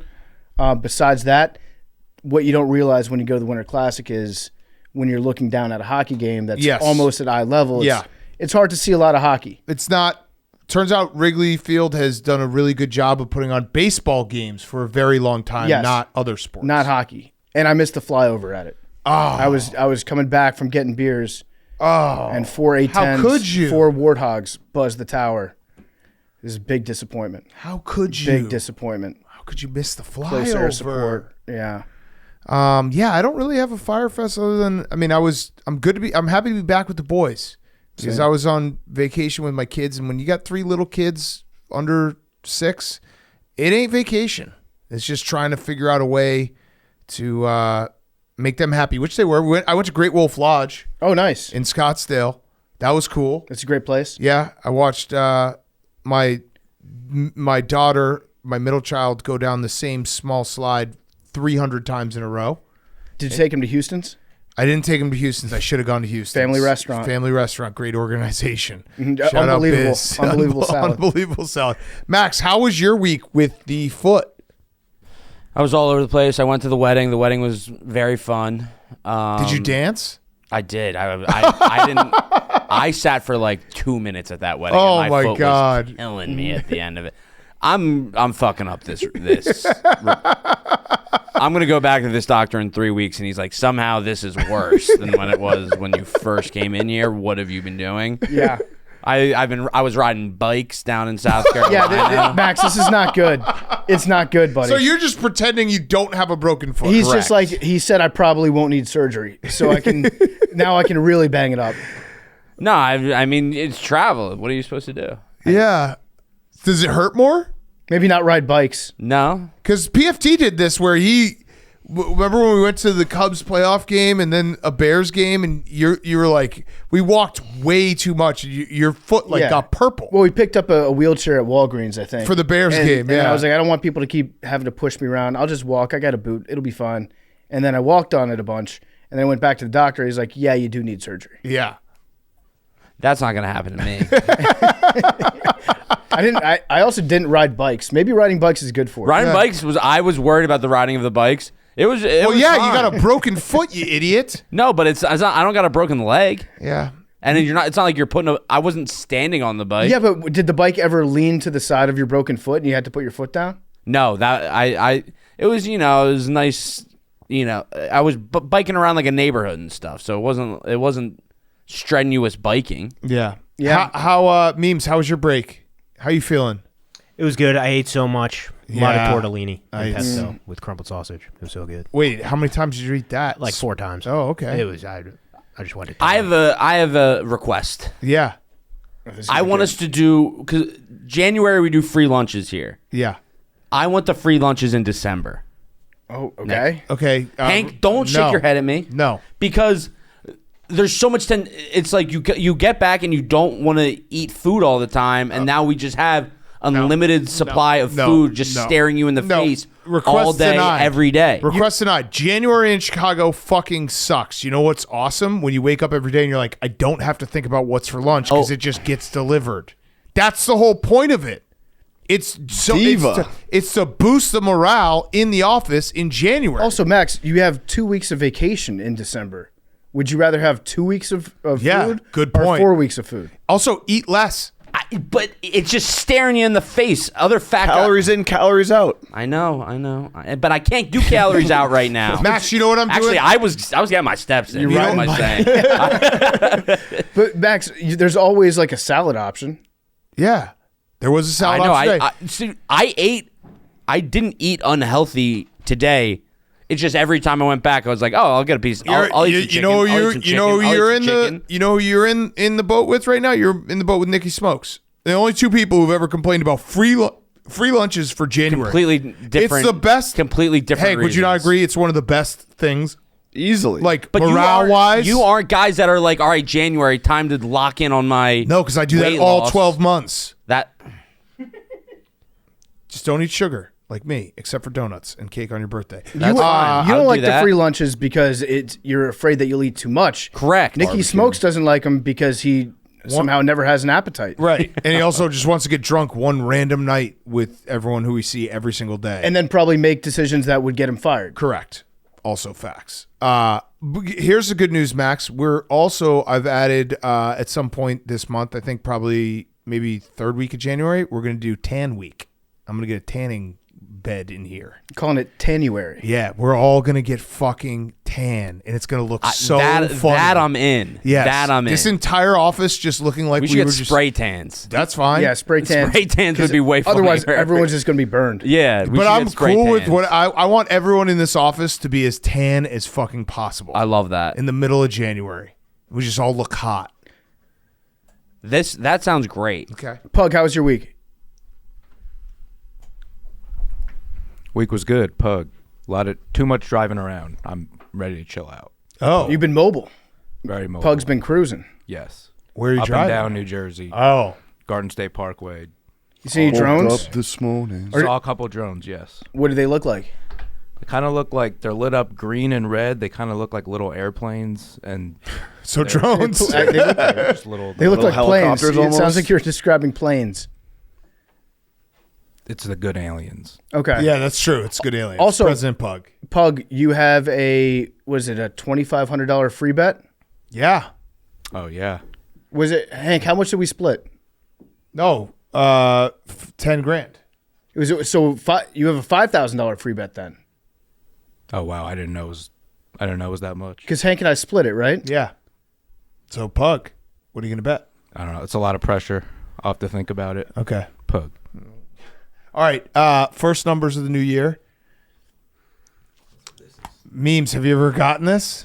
Nobody has this year. 3. Oh, okay. 7. You're going 3. What was your number last time? 11. Gives you a number did you I hit on? think it was 3. Yeah, I think I hit on 3. No, you hit on 2. I hit on 2. Well, yeah, I I can't hit keep on track. two. 'cause No. I've gotten the lottery ball so many times. You won on 2. You went on 2. 94, Pug. What? 78. I'll go 56. 44. That was Jack. 21. That was Shane.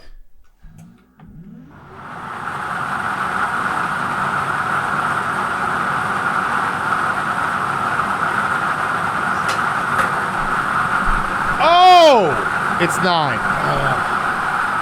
I saw single digit memes. I thought that was it. Maybe That would have to win the first of the year, and then all year you can be like, have you guys gotten it this year? But no. You know what? Let's do one more because we missed Wednesday's show. This one's official. All right. 3. 7. 20. 11. 79. 20, huh? You heard me. 94, Pug. 44. 21. What was yours, Hank? 7. 43. 43. Love you guys.